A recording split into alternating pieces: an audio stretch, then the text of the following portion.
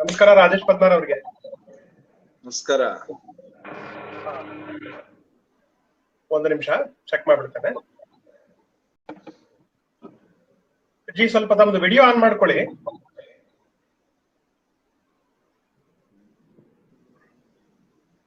ಬರ್ತಾ ಇದೆಯಾ? ನಮಸ್ಕಾರ. ಬರ್ತಾ ಇದೆ. ನಮಸ್ತೆ. ಗಣೇಶ್ ಜಿ, ತಾವು ದಯವಿಟ್ಟು ಸ್ವಲ್ಪ ವಿಡಿಯೋ ಆನ್ ಮಾಡ್ಕೊಳ್ಳಿ ಸರ್. ಶುರು ಮಾಡೋಣವಾ? ಮಾಡೋಣ ಸರ್. ಸ್ವಲ್ಪ ಟೈಮ್ ಕೊಡೋಣ, ಜಾಯಿನ್ ಆಗ್ಲಿ. ಓಕೆ. ಔಟ್ ಆಫ್ 83 ಬರೀ 3 ಮೆಂಬರ್ಸ್ ಇದ್ದಾರೆ. ಸ್ವಲ್ಪ ಬರಲಿ, ಜಾಯಿನ್ ಆಗ್ತಾ ಇದ್ದಾರೆ. Okay okay. ಮೀನ್ ವೈಲ್ ಕೆಲವು ಸ್ವಲ್ಪ ಇನ್ಸ್ಟ್ರಕ್ಷನ್ಸ್ ಹೇಳ್ಬಿಡ್ತೀನಿ ಸರ್. ಗೊತ್ತಿದೆ, ಪದ್ಮಾರ್ಜಿ ಅವ್ರಿಗೆ ಗೊತ್ತಿದೆ, ಒಂದ್ಸಲ ಆಗ್ಲೇ ಡೆಮೋ ಮಾಡಿದ್ವಿ ನಾವು. ಸರಿ ಸರಿ ಹೇಳಿ ಸರ್. ಸರಿ, ಈಗೇನಾಗಿದೆ, ಈಗ ರಾಜೇಶ್ ಜಿ ಅವರು ಮಾತಾಡ್ಬೇಕಾದ್ರೆ ಗಣೇಶ್ ಜಿ ಸರ್ ನಿಮ್ದು ಇದನ್ನ ಮ್ಯೂಟ್ ಮಾಡ್ತೇನೆ. ಏನಾಗುತ್ತೆ, ಓವರ್ಲ್ಯಾಪಿಂಗ್ ಆಗಲ್ಲ, ಇದಾಗೋದಿಲ್ಲ. ಶೂರ್. ನಂದನ್ನು ಮ್ಯೂಟ್ ಮಾಡಿರ್ತಾನೆ, ಬೇಕಾದಾಗ ಮಾತ್ರ ಆನ್ ಮಾಡ್ಕೊಳ್ಳುವಂಥದ್ದು. Okay okay. ಆ ನಂತರ ನಾವು ಪ್ರಶ್ನೆಗಳು ಕೇಳ್ಬೇಕಾದ್ರೆ ಒಬ್ರು ಮಾತಾಡಿದ ನಂತರ 1 ಸೆಕೆಂಡ್ ಬಿಟ್ಟು ಆಮೇಲೆ ಮಾತಾಡೋದು ಒಳ್ಳೇದು. ಸರಿ. ಆಗ ಓವರ್ಲ್ಯಾಪಿಂಗ್ ಆಗ. ಈಗೇನಾಗಿದೆ, ಈಗ ನಮ್ದು ಇಂಟರ್ನೆಟ್ ಕನೆಕ್ಷನ್ ತುಂಬಾ ಚೆನ್ನಾಗಿದೆ, ನಮ್ದು ನಿಮ್ದು. ಸ್ಪಾಂಟೇನಿಯಸ್ ಆಗಿ ಕೇಳ್ತಾ ಇದೆ. ಹೌದು. ಕೆಲವರಿಗೆ ಏನಿರುತ್ತೆ, ಇಂಟರ್ನೆಟ್ ಸರಿಯಾಗಿರೋದಿಲ್ಲ, ಅದು ಸ್ವಲ್ಪ ಸ್ಲೋ ಬರುತ್ತೆ. ಆಗ ಅದು ಓವರ್ಲ್ಯಾಪ್ ಆಗೋದ್ರಿಂದ 1 ಸೆಕೆಂಡ್ ಮಧ್ಯದಲ್ಲಿ ಬಿಡೋದು ಒಳ್ಳೇದು. Okay sir. Okay sir. So ಹಾಗೆ ನಾನು ಇದೆ ಸ್ಕ್ರೀನ್ ಹಾಕಿರ್ತೀನಿ. ಓಕೆ. ಸ್ಕ್ರೀನ್ ಹಾಕ್ಬಿಟ್ಟು ಶುರು ಮಾಡ್ಬೋದು.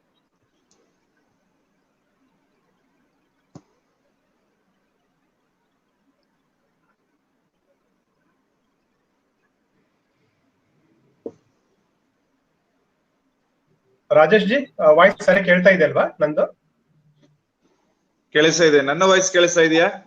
ತುಂಬಾ ಕ್ಲಿಯರ್ ಆಗಿದೆ. ಸಾಕ್ ಬಿಡಿ. ಒಳ್ಳೆ ಸಿಂಹ ಗರ್ಜನೆ ಮಾಡಿದಾಗಿದೆ. ಈಗ ಒಟ್ಟು ಎಷ್ಟು ನಿಮಿಷ ನಾನು ಪ್ರೆಸೆಂಟ್ ಮಾಡ್ಲಿ? ಒಟ್ಟು ಎಷ್ಟು ನಿಮಿಷ ಪ್ರೆಸೆಂಟ್ ಮಾಡಿ? ಒಂದು 35 ನಿಮಿಷ ಮಾಡ್ಬೋದು. ಸರಿ. ನಾನೊಂದು 3-4 ನಿಮಿಷ ವ್ಯಕ್ತಿ ಪರಿಚಯ ಮುನ್ನುಡಿ ಮಾಡ್ಕೊಡ್ತೇನೆ. ಸರಿ. ತದನಂತರ ತಮ್ಮ ಭಾಷಣ. ಆ ನಂತರ ಗಣೇಶ್ ಜಿ ಅವರು ಅವರ ಅನಿಸಿಕೆಗಳನ್ನ ಹೇಳ್ತಾರೆ. ಒಂದು 10 ನಿಮಿಷ ಕ್ವಶನ್ ಆನ್ಸರ್ ಸೆಷನ್ ಮಾಡೋಣ. ಸರಿ. ಸ್ವಲ್ಪ ಕ್ವಶನ್ ಆನ್ಸರ್ ಸ್ವಲ್ಪ ಹೆಚ್ಚಾರು ಪರವಾಗಿಲ್ಲ ಅನ್ಕೋತೀನಿ. ಸರಿ ಸರಿ ಸರಿ. ಸೊ ಮೈಸೂರಿಂದ ಪ್ರದ್ಯುಮ್ನ ಜಿ ಜಾಯಿನ್ ಆಗಿದ್ದಾರೆ. ಆಯ್ತು.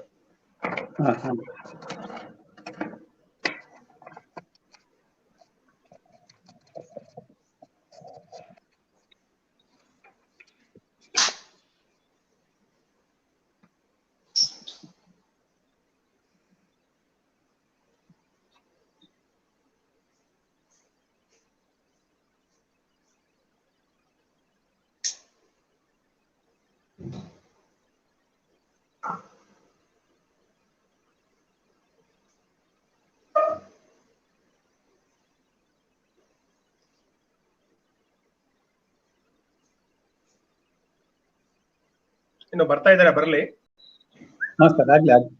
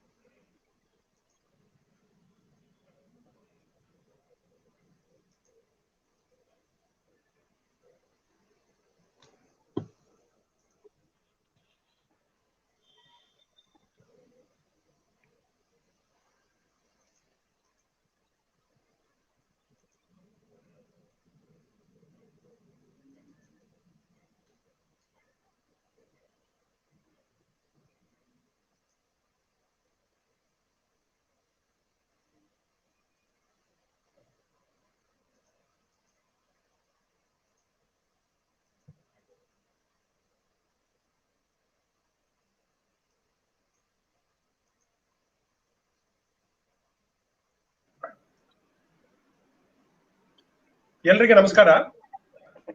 ತಮಗೆಲ್ಲ ನನ್ನ ಧ್ವನಿ ಕೇಳಿಸ್ತಾ ಇದೆ ಅಂತ ಅನ್ಕೊಂಡಿದ್ದೇನೆ. ನಿಮಗೆ ಸರಿಯಾಗಿ ಕೇಳಿಸ್ತಾ ಇದ್ರೆ ಎಸ್ ಅಂತ ಯಾರಾದ್ರೂ ಕಳಿಸ್ಬೋದಾ?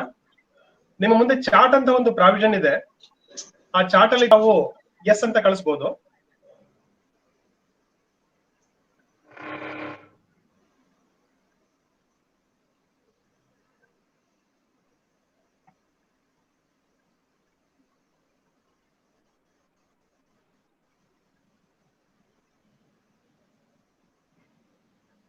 ಓಕೆ, ಸುಮಾ ಕುಲಕರ್ಣಿ ಅವರು ಎಸ್ ಅಂತ ಕಳಿಸಿದ್ದಾರೆ, ಹರೀಶ್ ಅವರು ಹೇಳಿದ್ದಾರೆ, ಸವಿತಾ ರಾಘವೇಂದ್ರ ಅವರು ಕೂಡ ಎಸ್ ಅಂತ ಕಳಿಸಿದ್ದಾರೆ. ಸೊ ಕ್ಲಿಯರ್ ಆಗಿ ಕೇಳಿಸ್ತಾ ಇದೆ ಅಂತ ಅನ್ಕೊಂಡಿದ್ದೇನೆ.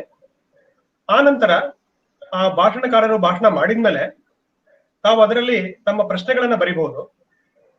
ತಾವು ಇಂಗ್ಲಿಷ್ ಅಲ್ಲಿ ಬರೆದ್ರೆ ಸೂಕ್ತ, ಅದನ್ನ ನಾನು ಕನ್ನಡದಲ್ಲಿ ನಾನು ಟ್ರಾನ್ಸ್ಲೇಟ್ ಮಾಡಿ ಹೇಳ್ತೇನೆ. ಒಂದೊಂದ್ಸರಿ ಏನಾಗ್ಬಿಡುತ್ತೆ, ನಾವು ಕನ್ನಡದಲ್ಲಿನೇ ಬರೀಲಿಕ್ಕೆ ಹೋಗ್ಬಿಟ್ರೆ ಸ್ವಲ್ಪ ಅರ್ಥ ಮಾಡ್ಕೊಳ್ಳೋದು ಕಷ್ಟ ಆಗ್ಬೋದು. ಬಟ್ ತಮ್ಮ ಅನುಕೂಲ, ಏನ್ ತೊಂದರೆ ಏನಿಲ್ಲ.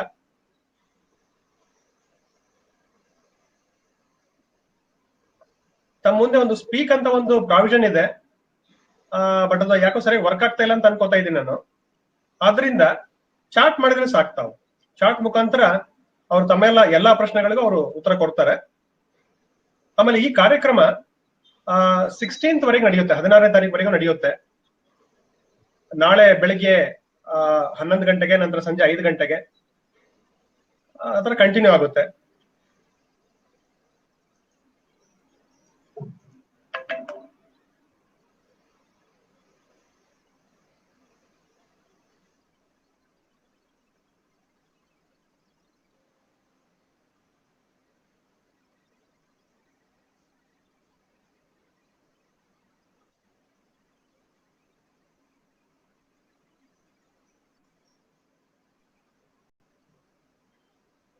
ಸೊ ಬೇರೆಯವ್ರು ನಮ್ ಜೊತೆಗೆ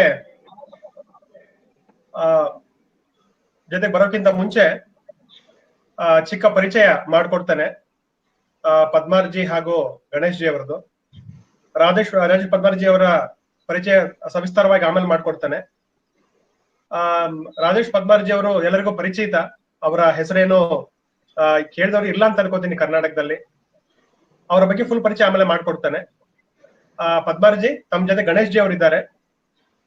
ಗಣೇಶ್ ಜಿ ಅವರು ಅಪನಾ ದೇಶ್ನ ಅವರು ಜನರಲ್ ಸೆಕ್ರೆಟರಿ ಅವರು. ಸರ್, ಒಂದೆರಡು ನಿಮಿಷ ಮಾತಾಡಿ ಗಣೇಶ್ ಸರ್.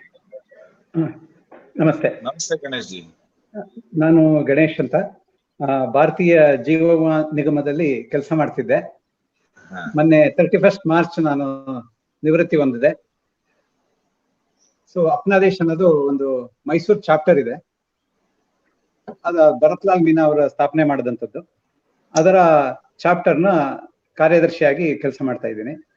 ಹಾಗೆ ಅಲ್ಝೈಮರ್ ಅಸೋಸಿಯೇಷನ್ ನಲ್ಲೂ ಕೂಡ ನಾನು ಜೋಡಿಸ್ಕೊಂಡಿದ್ದೀನಿ. ಹೀಗೆ ಮೈಸೂರಿನಲ್ಲಿ ಇರುವಂತಹ 16 ಆರ್ಗನೈಸೇಷನ್ಗಳಲ್ಲಿ ನಾನು ಸಮಾಜಕ್ಕೆ ಏನಾರು ಮಾಡಬೇಕು ಅನ್ನೋ ತುಡಿತದಿಂದ ತೊಡಗಿಸ್ಕೊಂಡಿದ್ದೀನಿ. ಇಷ್ಟು ಸಾಕು ಅನ್ಸುತ್ತೆ. ಭರತ್ಲಾಲ್ ಮೀನಾ ಅವರು ನನ್ನ ಒಳ್ಳೆ ಸ್ನೇಹಿತರು. ಅವ್ರದ್ದು ಅದೇ, ಅವರು ಮೊದಲು ಒಂದೇ ಆರ್ಗನೈಸೇಷನ್ ಇತ್ತು, ಅದನ್ನ ನಾವು ಚಾಪ್ಟರ್ ಮಾಡಿ ಹೇಳಿದ್ಮೇಲೆ ಫಸ್ಟ್ ಚಾಪ್ಟರ್ ಮೈಸೂರಲ್ಲಾಯ್ತು. ಈಗ ಆ ತರದ್ದು ಚಾಪ್ಟರ್ಗಳು ಲಯನ್ಸ್ ರೋಟರಿ ಹೇಗೆ ಕ್ಲಬ್ಗಳಿದೆಯೋ ಹಾಗೆ ಈಗ ಅಪ್ನಾದೇಶ್ ಕ್ಲಬ್ಗಳು ಕೂಡ ಇದೆ. ಇದು ದೇಸಿ ಕ್ಲಬ್ ಅಂತ ಕೂಡ ಹೇಳ್ಬೋದು. ಆ ಒಂದು ಉದ್ದೇಶದಿಂದ ಅಪ್ನಾದೇಶ್ ದೇಸಿ ಕ್ಲಬ್. ಸೊ ಅದನ್ನ ಮಾಡ್ಕೊಂಡು ಅದರಲ್ಲಿ ಒಂದಷ್ಟು ಆಕ್ಟಿವಿಟೀಸ್ ಮಾಡ್ತಾ ಇದೆ. ಸೊ ಮೈಸೂರಿನಲ್ಲಿ ಅದು ಒಳ್ಳೆಯ ಪ್ರಭಾವ ಬೀರಿದೆ ಅಂತ ಕೂಡ ಹೇಳ್ಬಹುದು. ಮತ್ತೆ ಮೈಸೂರಲ್ಲಿರುವಂತ ಎಲ್ಲ ಈ ತರದ ಯಾವುದೇ ಕಾರ್ಯಕ್ರಮ ಆದಾಗ್ಲೂ ಅಪ್ನಾದೇಶ್ ತನ್ನ ಕೈ ಜೋಡಿಸಿರತ್ತೆ.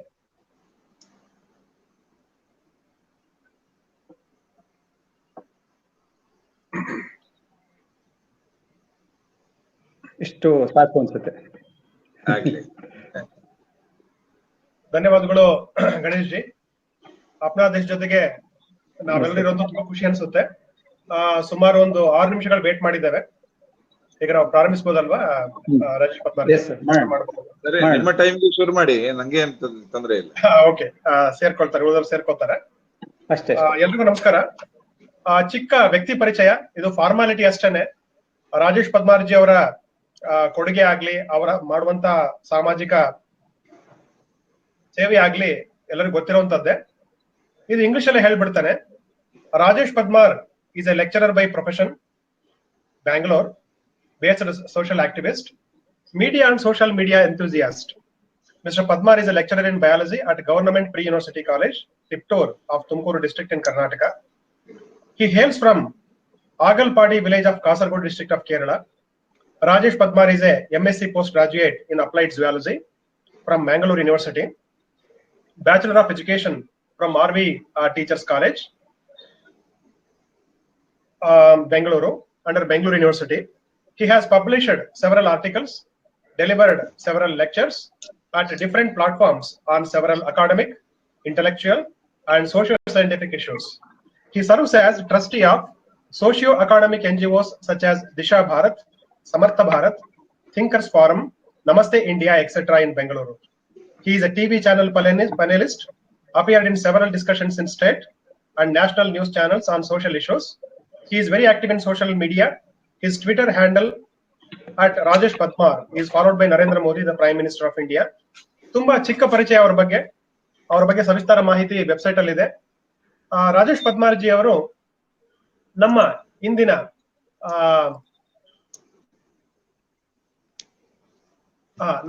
ವೆಬಿನಾರ್ ಆದಂತ ಭಾರತೀಯ ಪರಂಪರೆಯಲ್ಲಿ ವಿಜ್ಞಾನ ಮತ್ತು ತಂತ್ರಜ್ಞಾನ, ಇದು ವೆಬಿನಾರ್ ಸರಣಿ 12ರಿಂದ 15ರವರೆಗೆ.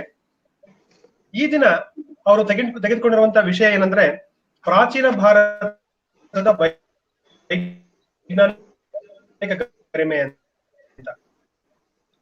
ಸೊ ಹೆಚ್ಚಿಗೆ ಸಮಯವನ್ನು ಯೂಸ್ ಮಾಡಲಾರದೆ ನಾನು ರಾಜೇಶ್ ಪದ್ಮಾರ್ ಅವರನ್ನ ದಯವಿಟ್ಟು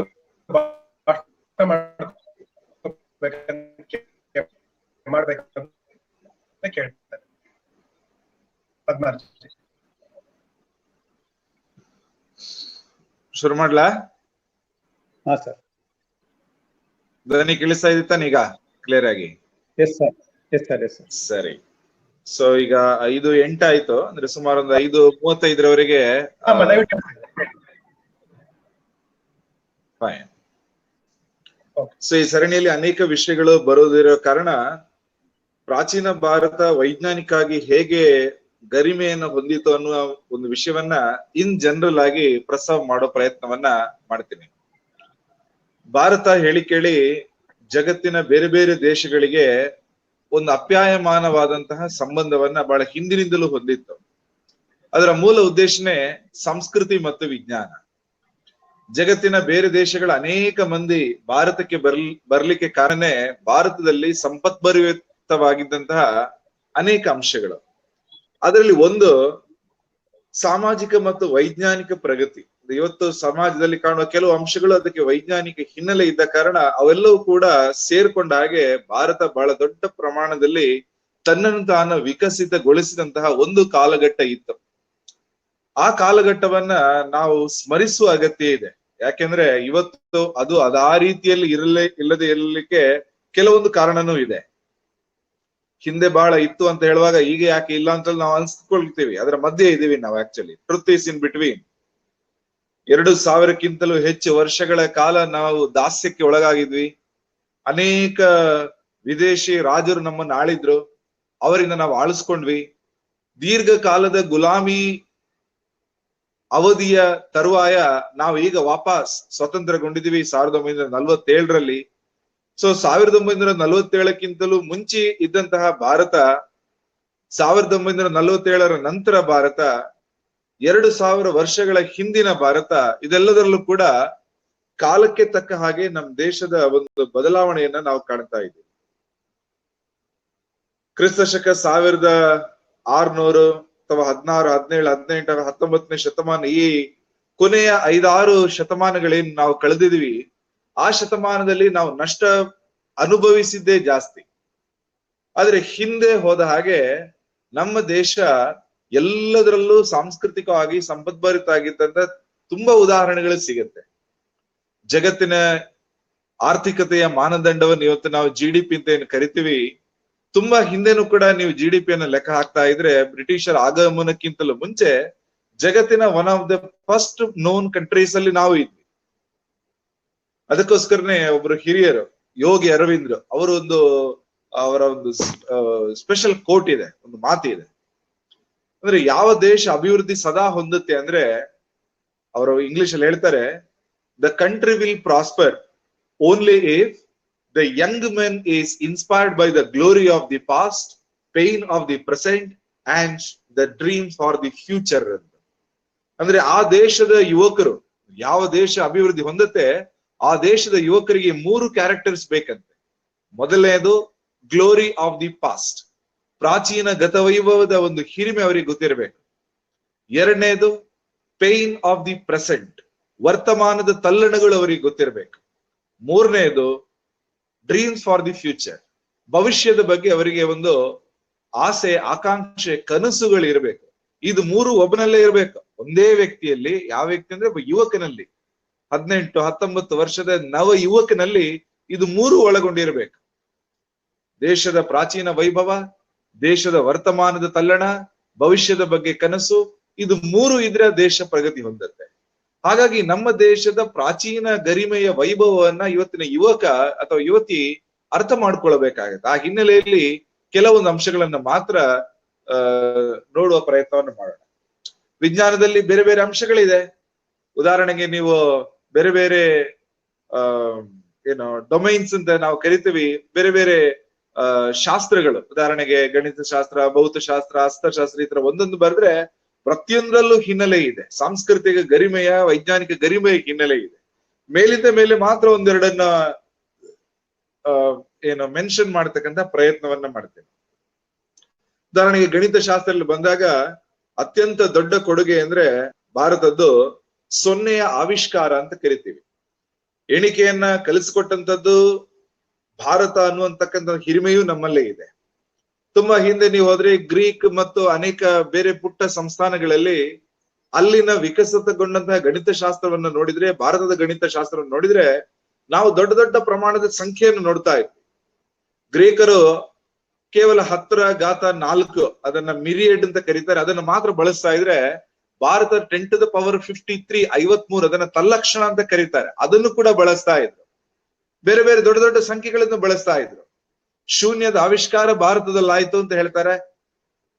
ಅದಕ್ಕೆ ಸಾಕಷ್ಟು ಎವಿಡೆನ್ಸಸ್ ಅನ್ನು ಕೂಡ ಈಗ ಪ್ರೂವ್ ಮಾಡಿದ್ದಾರೆ.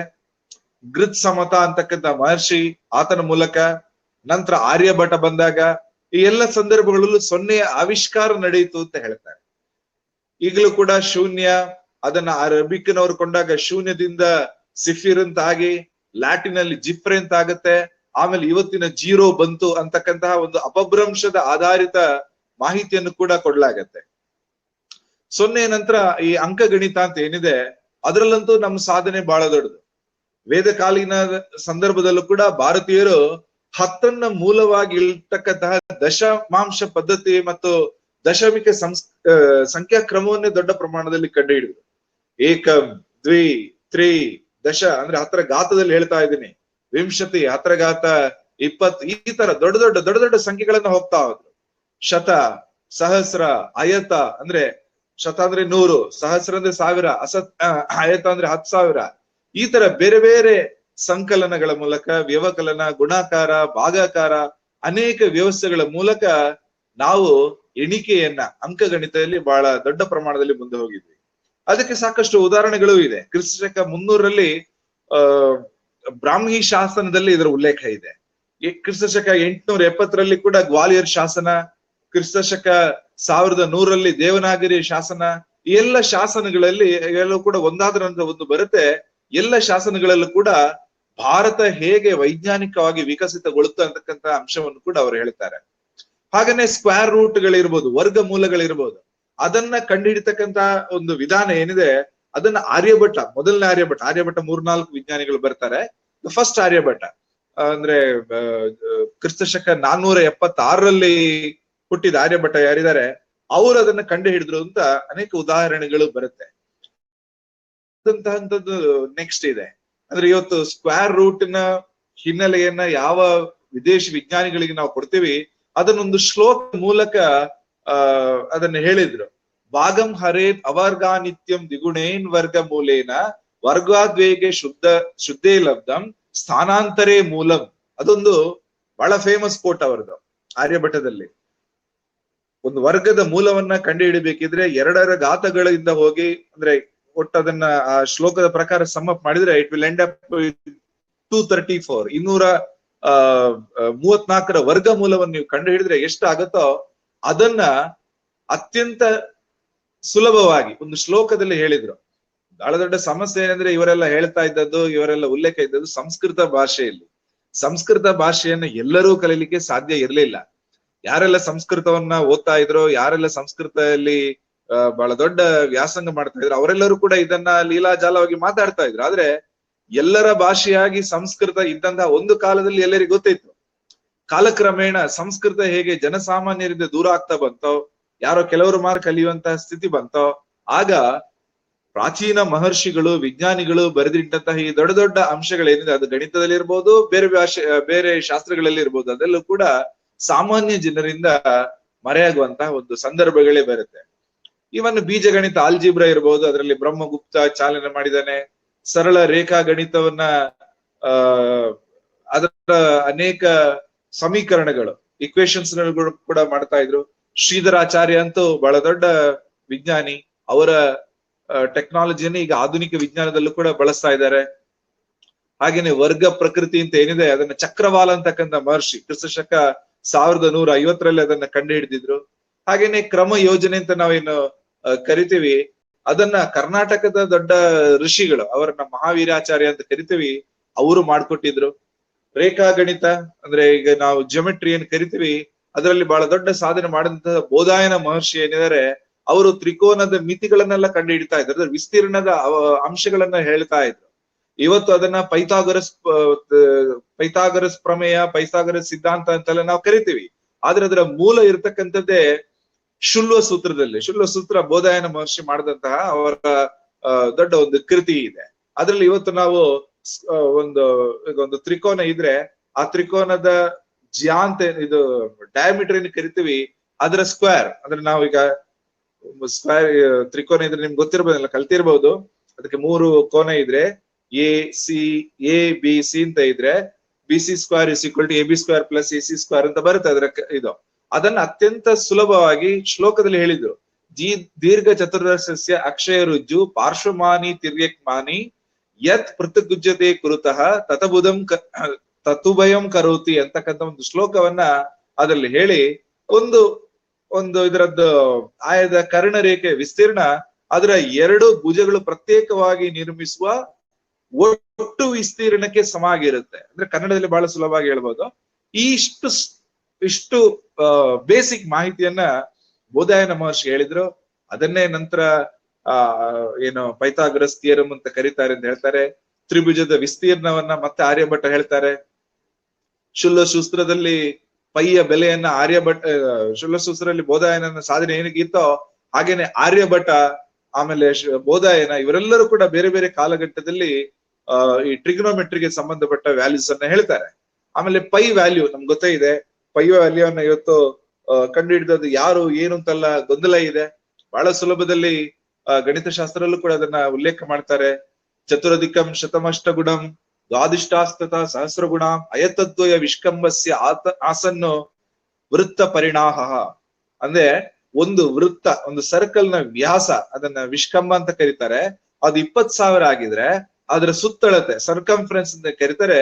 ಅದು 62,832 ಆಗಿರುತ್ತೆ. ಬಹಳ ಕ್ಲಿಯರ್ ಆಗಿ ಅದರ ವ್ಯಾಲ್ಯೂಸ್ ಅನ್ನು ಕಂಡುಹಿಡಿದ್ರು. ಅಂದ್ರೆ 62,832 ಡಿವೈಡೆಡ್ ಬೈ 2,000 ಮಾಡಿದ್ರೆ ನಿಮ್ಗೆ ವ್ಯಾಲ್ಯೂ ಸಿಗುತ್ತೆ. ದಟ್ ಈಸ್ 3.14 ಅಂದ್ರೆ ಪೈ ವ್ಯಾಲ್ಯೂ. ಅದನ್ನ ಬಹಳ ಹಿಂದೆನೆ ಆರ್ಯಭಟ ಹೇಳಿದ್ರು. ಅಂದ್ರೆ ಪೈಥಾಗರಸ್ ಪ್ರಮೇಯ ಅಂತ ಇವತ್ತು ನಾವೇನ್ ಕರಿತೀವಿ, ಅದನ್ನ ಹಿಂದೆ ಉಲ್ಲೇಖ ಮಾಡಿದ್ದನ್ನ ನಾವು ಕೇಳ್ತೀವಿ. ಹೀಗೆ ತ್ರಿಕೋನ ಮಿತಿ ಅಥವಾ ಇವತ್ತು ಟ್ರಿಗ್ನೋಮೆಟ್ರಿ ಅಂತ ಏನ್ ಕರಿತೀವಿ, ಅದರ ಸೈನ್ ಕೊಸೈನ್ಗಳು ಎಲ್ಲವೂ ಕೂಡ ಅದರ ಮೂಲದಲ್ಲಿ, ಅದರ ಬೇಸಿಕಲಿ ಅದನ್ನ ಕೋಟಿ ಜ್ಯಾ ಅಂತೆಲ್ಲ ಕರಿತಾ ಇದ್ರು. ಹೀಗೆ ಗಣಿತ ಶಾಸ್ತ್ರದಲ್ಲಿ ದೊಡ್ಡ ಒಂದು ಕೊಡುಗೆಯನ್ನು ಕೊಡ್ತಾರೆ. ಅದರ ಬಗ್ಗೆ ನಾನು ಹೆಚ್ಚು ಡೀಟೇಲ್ ಹೋಗ್ಲಕ್ಕೆ ಹೋಗಲ್ಲ. ಎರಡನೇದಾಗಿ ನಾವು ಮೆಟಲರ್ಜಿಗೆ, ಲೋಹಶಾಸ್ತ್ರಕ್ಕೆ ಬಂದ್ರೆ, ಪ್ರಾಚೀನ ಭಾರತದ ಲೋಹಶಾಸ್ತ್ರದ ಒಂದು ಸಾಧನೆ ಏನಿತ್ತು, ಇಟ್ ವಾಸ್ ಬ್ರಿಲಿಯಂಟ್, ಅದ್ಭುತ. ಅಂದ್ರೆ ವೇದ ಕಾಲದಲ್ಲಿ, ಆಗಿನ ಕಾಲದಲ್ಲೇ ನೆಲದಿಂದ, ಮಣ್ಣಿನಿಂದ, ಮೃತ್ತಿಕೆ ಅಂತ ಏನ್ ಕರಿತೀವಿ, ಅದು ಕೇವಲ ಮಣ್ಣಲ್ಲ, it's a composition of minerals ಅನ್ನುವ ಸತ್ಯ ಅವರಿಗೆ ಗೊತ್ತಿತ್ತು. ಮಣ್ಣಿನಿಂದ ಅನೇಕ ವಸ್ತುಗಳನ್ನು ಹೊರಗೆ ತೆಗೆಯುವಂಥದ್ದು. ಮಣ್ಣಿನಿಂದ ಕಬ್ಬಿಣ ತೆಗೆದ್ರು, ತಾಮ್ರ ತೆಗೆದು, ಸತು, ಆಮೇಲೆ ಚಿನ್ನ, ಬೆಳ್ಳಿ ಎಲ್ಲವೂ ಕೂಡ ಇದೆಲ್ಲ ಎಲ್ಲಿಂದ ಸಿಗುತ್ತೆ ಅಂದ್ರೆ ಮಣ್ಣಲ್ಲೇ ಸಿಗುತ್ತೆ ಅಂತ ಅವ್ರಿಗೆ ಗೊತ್ತಿತ್ತು. ಹಾಗಾಗಿ ಮಣ್ಣಿನಿಂದ ಆ ಖನಿಜಗಳನ್ನು ತಗೊಂಡು ಅದನ್ನ ಸಂಸ್ಕರಣೆ ಮಾಡಿ ಲೋಹಗಳನ್ನಾಗಿ ಪರಿವರ್ತನೆ ಮಾಡಿ ನಂತರ ಆ ಲೋಹಗಳಿಂದ ಮೆಟಾಲಿಕ್ ಇನ್ಸ್ಟ್ರೂಮೆಂಟ್ ಗಳನ್ನ ಶುರು ಮಾಡ್ಲಿಕ್ಕೆ ಹೋಯ್ತು.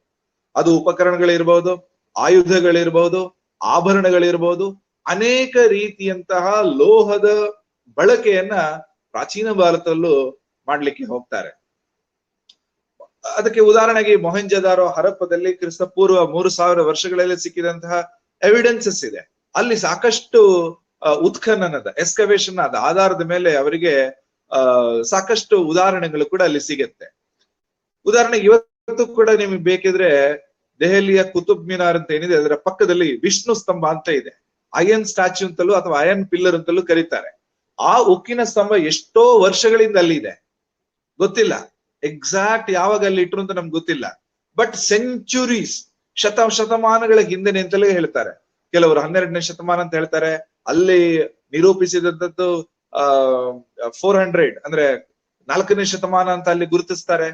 ಅಂದ್ರೆ 4ನೇ ಶತಮಾನ ಅಂದ್ರೆ ಎಷ್ಟು? ಸುಮಾರು 16 ಶತಮಾನ, 1600-1700 ವರ್ಷಗಳ ಹಿಂದಿನ ಒಂದು ಕಂಬ ಅದು ಈಗಲೂ ಕೂಡ ಓಪನ್ ಟು ಏರ್, ಗಾಳಿ, ಮಳೆ, ಬೆಳಕು ಎಲ್ಲದಕ್ಕೂ ಕೂಡ ತೆರ್ಕೊಂಡಿದೆ. ಒಂದು ಕಬ್ಬಿಣವನ್ನ ಗಾಳಿಗೆ ಬಿಟ್ರೆ ಏನಾಗುತ್ತೆ ನಮ್ಗೆ ಗೊತ್ತೇ ಇದೆ, ಅದು ತುಕ್ಕು ಹಿಡಿಯುತ್ತೆ. ಇಟ್ ವಿಲ್ ಅದರ ಅಸ್ತಿತ್ವವೇ ಹೋಗಿ ಬಿಡುತ್ತೆ. ಆದ್ರೆ ದೆಹಲಿಯ ವಿಷ್ಣು ಸ್ತಂಭ ಎಲ್ಲ ಗಾಳಿ ಮಳೆಗೆ ತನ್ನನ್ನು ತಾನು ಶತಮಾನಗಳಿಂದ ಒಪ್ಕೊಂಡಿದೆ. ಅದರ ಕೆಮಿಕಲ್ ಕಾಂಪೋಸಿಷನ್ ಇವತ್ತಿಗೆ ಕೂಡ ಬ್ರೇಕ್ ಮಾಡ್ಲಿಕ್ಕೆ ಆಗ್ಲಿಲ್ಲ. ಮೆಟಲರ್ಜಿಯ ಯಾವ ಕಾಂಪೋಸಿಷನ್ ಅಲ್ಲಿ ಅದನ್ನ ತಯಾರು ಮಾಡಿದ್ರು ಅದರಲ್ಲಿ ಕಬ್ಬಿಣದ ಅಂಶ ಅತ್ಯಂತ ಹೆಚ್ಚು ಅಂತ ಹೇಳ್ತಾರೆ. 99.72 ವರೆಗೆ ಕಬ್ಬಿಣ ಇದೆ. ಉಳಿದಂತದ್ದು ಬಹಳ ಚಿಕ್ಕದಾಗಿ ಅದರ ಒಂದು ಸಣ್ಣ ಪೀಸ್ ಅನ್ನ ತಗೊಂಡು ಆ ಕಂಪೋಸಿಷನ್ ಅಲ್ಲಿ ಇನ್ನೊಂದು ಸ್ತಂಭವನ್ನು ಮಾಡ್ಲಿಕ್ಕೆ ಇದುವರೆಗೆ ಆಗ್ಲಿಲ್ಲ. It could not be copied so for. ಅಂದ್ರೆ ಅವತ್ತು ಅದನ್ನ ನಿರ್ಮಾಣ ಮಾಡಿದಂತಹ ವ್ಯಕ್ತಿಗಳೇನಿದ್ದಾರೆ ಅವರ ವೈಜ್ಞಾನಿಕ ಒಂದು ತಿಳ್ಕೊಳ್ಳುವ ಮಟ್ಟ ಎಷ್ಟೇ ಇರುವುದು ನಾವು ಇವತ್ತು ನೋಡ್ಬೇಕಾಗತ್ತೆ. ಹಾಗೇನೆ ಅನೇಕ ಮ್ಯೂಸಿಯಂಗಳಲ್ಲಿ ಇವತ್ತು ಇರ್ತಕ್ಕಂತಹ ಪ್ರಾಚೀನ ಭಾರತದ ಸ್ಟ್ಯಾಚ್ಯೂಸ್ ಇರ್ಬೋದು. ಅದು ಬುದ್ಧನ ಸ್ಟ್ಯಾಚ್ಯೂ ಇರ್ಬೋದು,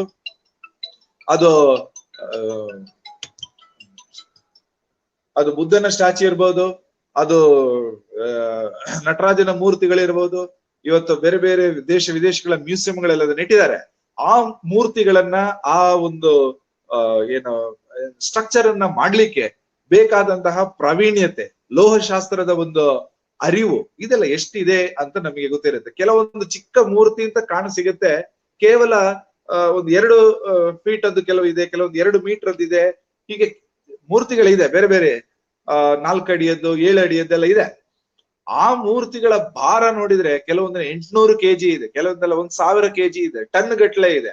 ಅಂದ್ರೆ ಅಷ್ಟು ದೊಡ್ಡ ಅಷ್ಟು ಪ್ರಿಸೈಸ್ ಸೈಜ್ ಅಲ್ಲಿ, ಆ ಒಂದು ಗಾತ್ರದಲ್ಲಿ ಅಷ್ಟು ದೊಡ್ಡ ಭಾರದ ಕಬ್ಬಿಣವನ್ನ ಅದರಲ್ಲಿ ತುಂಬಲಿಕ್ಕೆ ಲೋಹಶಾಸ್ತ್ರದ ಪರಿಣಿತಿ ಇಲ್ಲದೆ ಅದನ್ನ ಮಾಡ್ಲಿಕ್ಕೆ ಸಾಧ್ಯ ಇಲ್ಲ.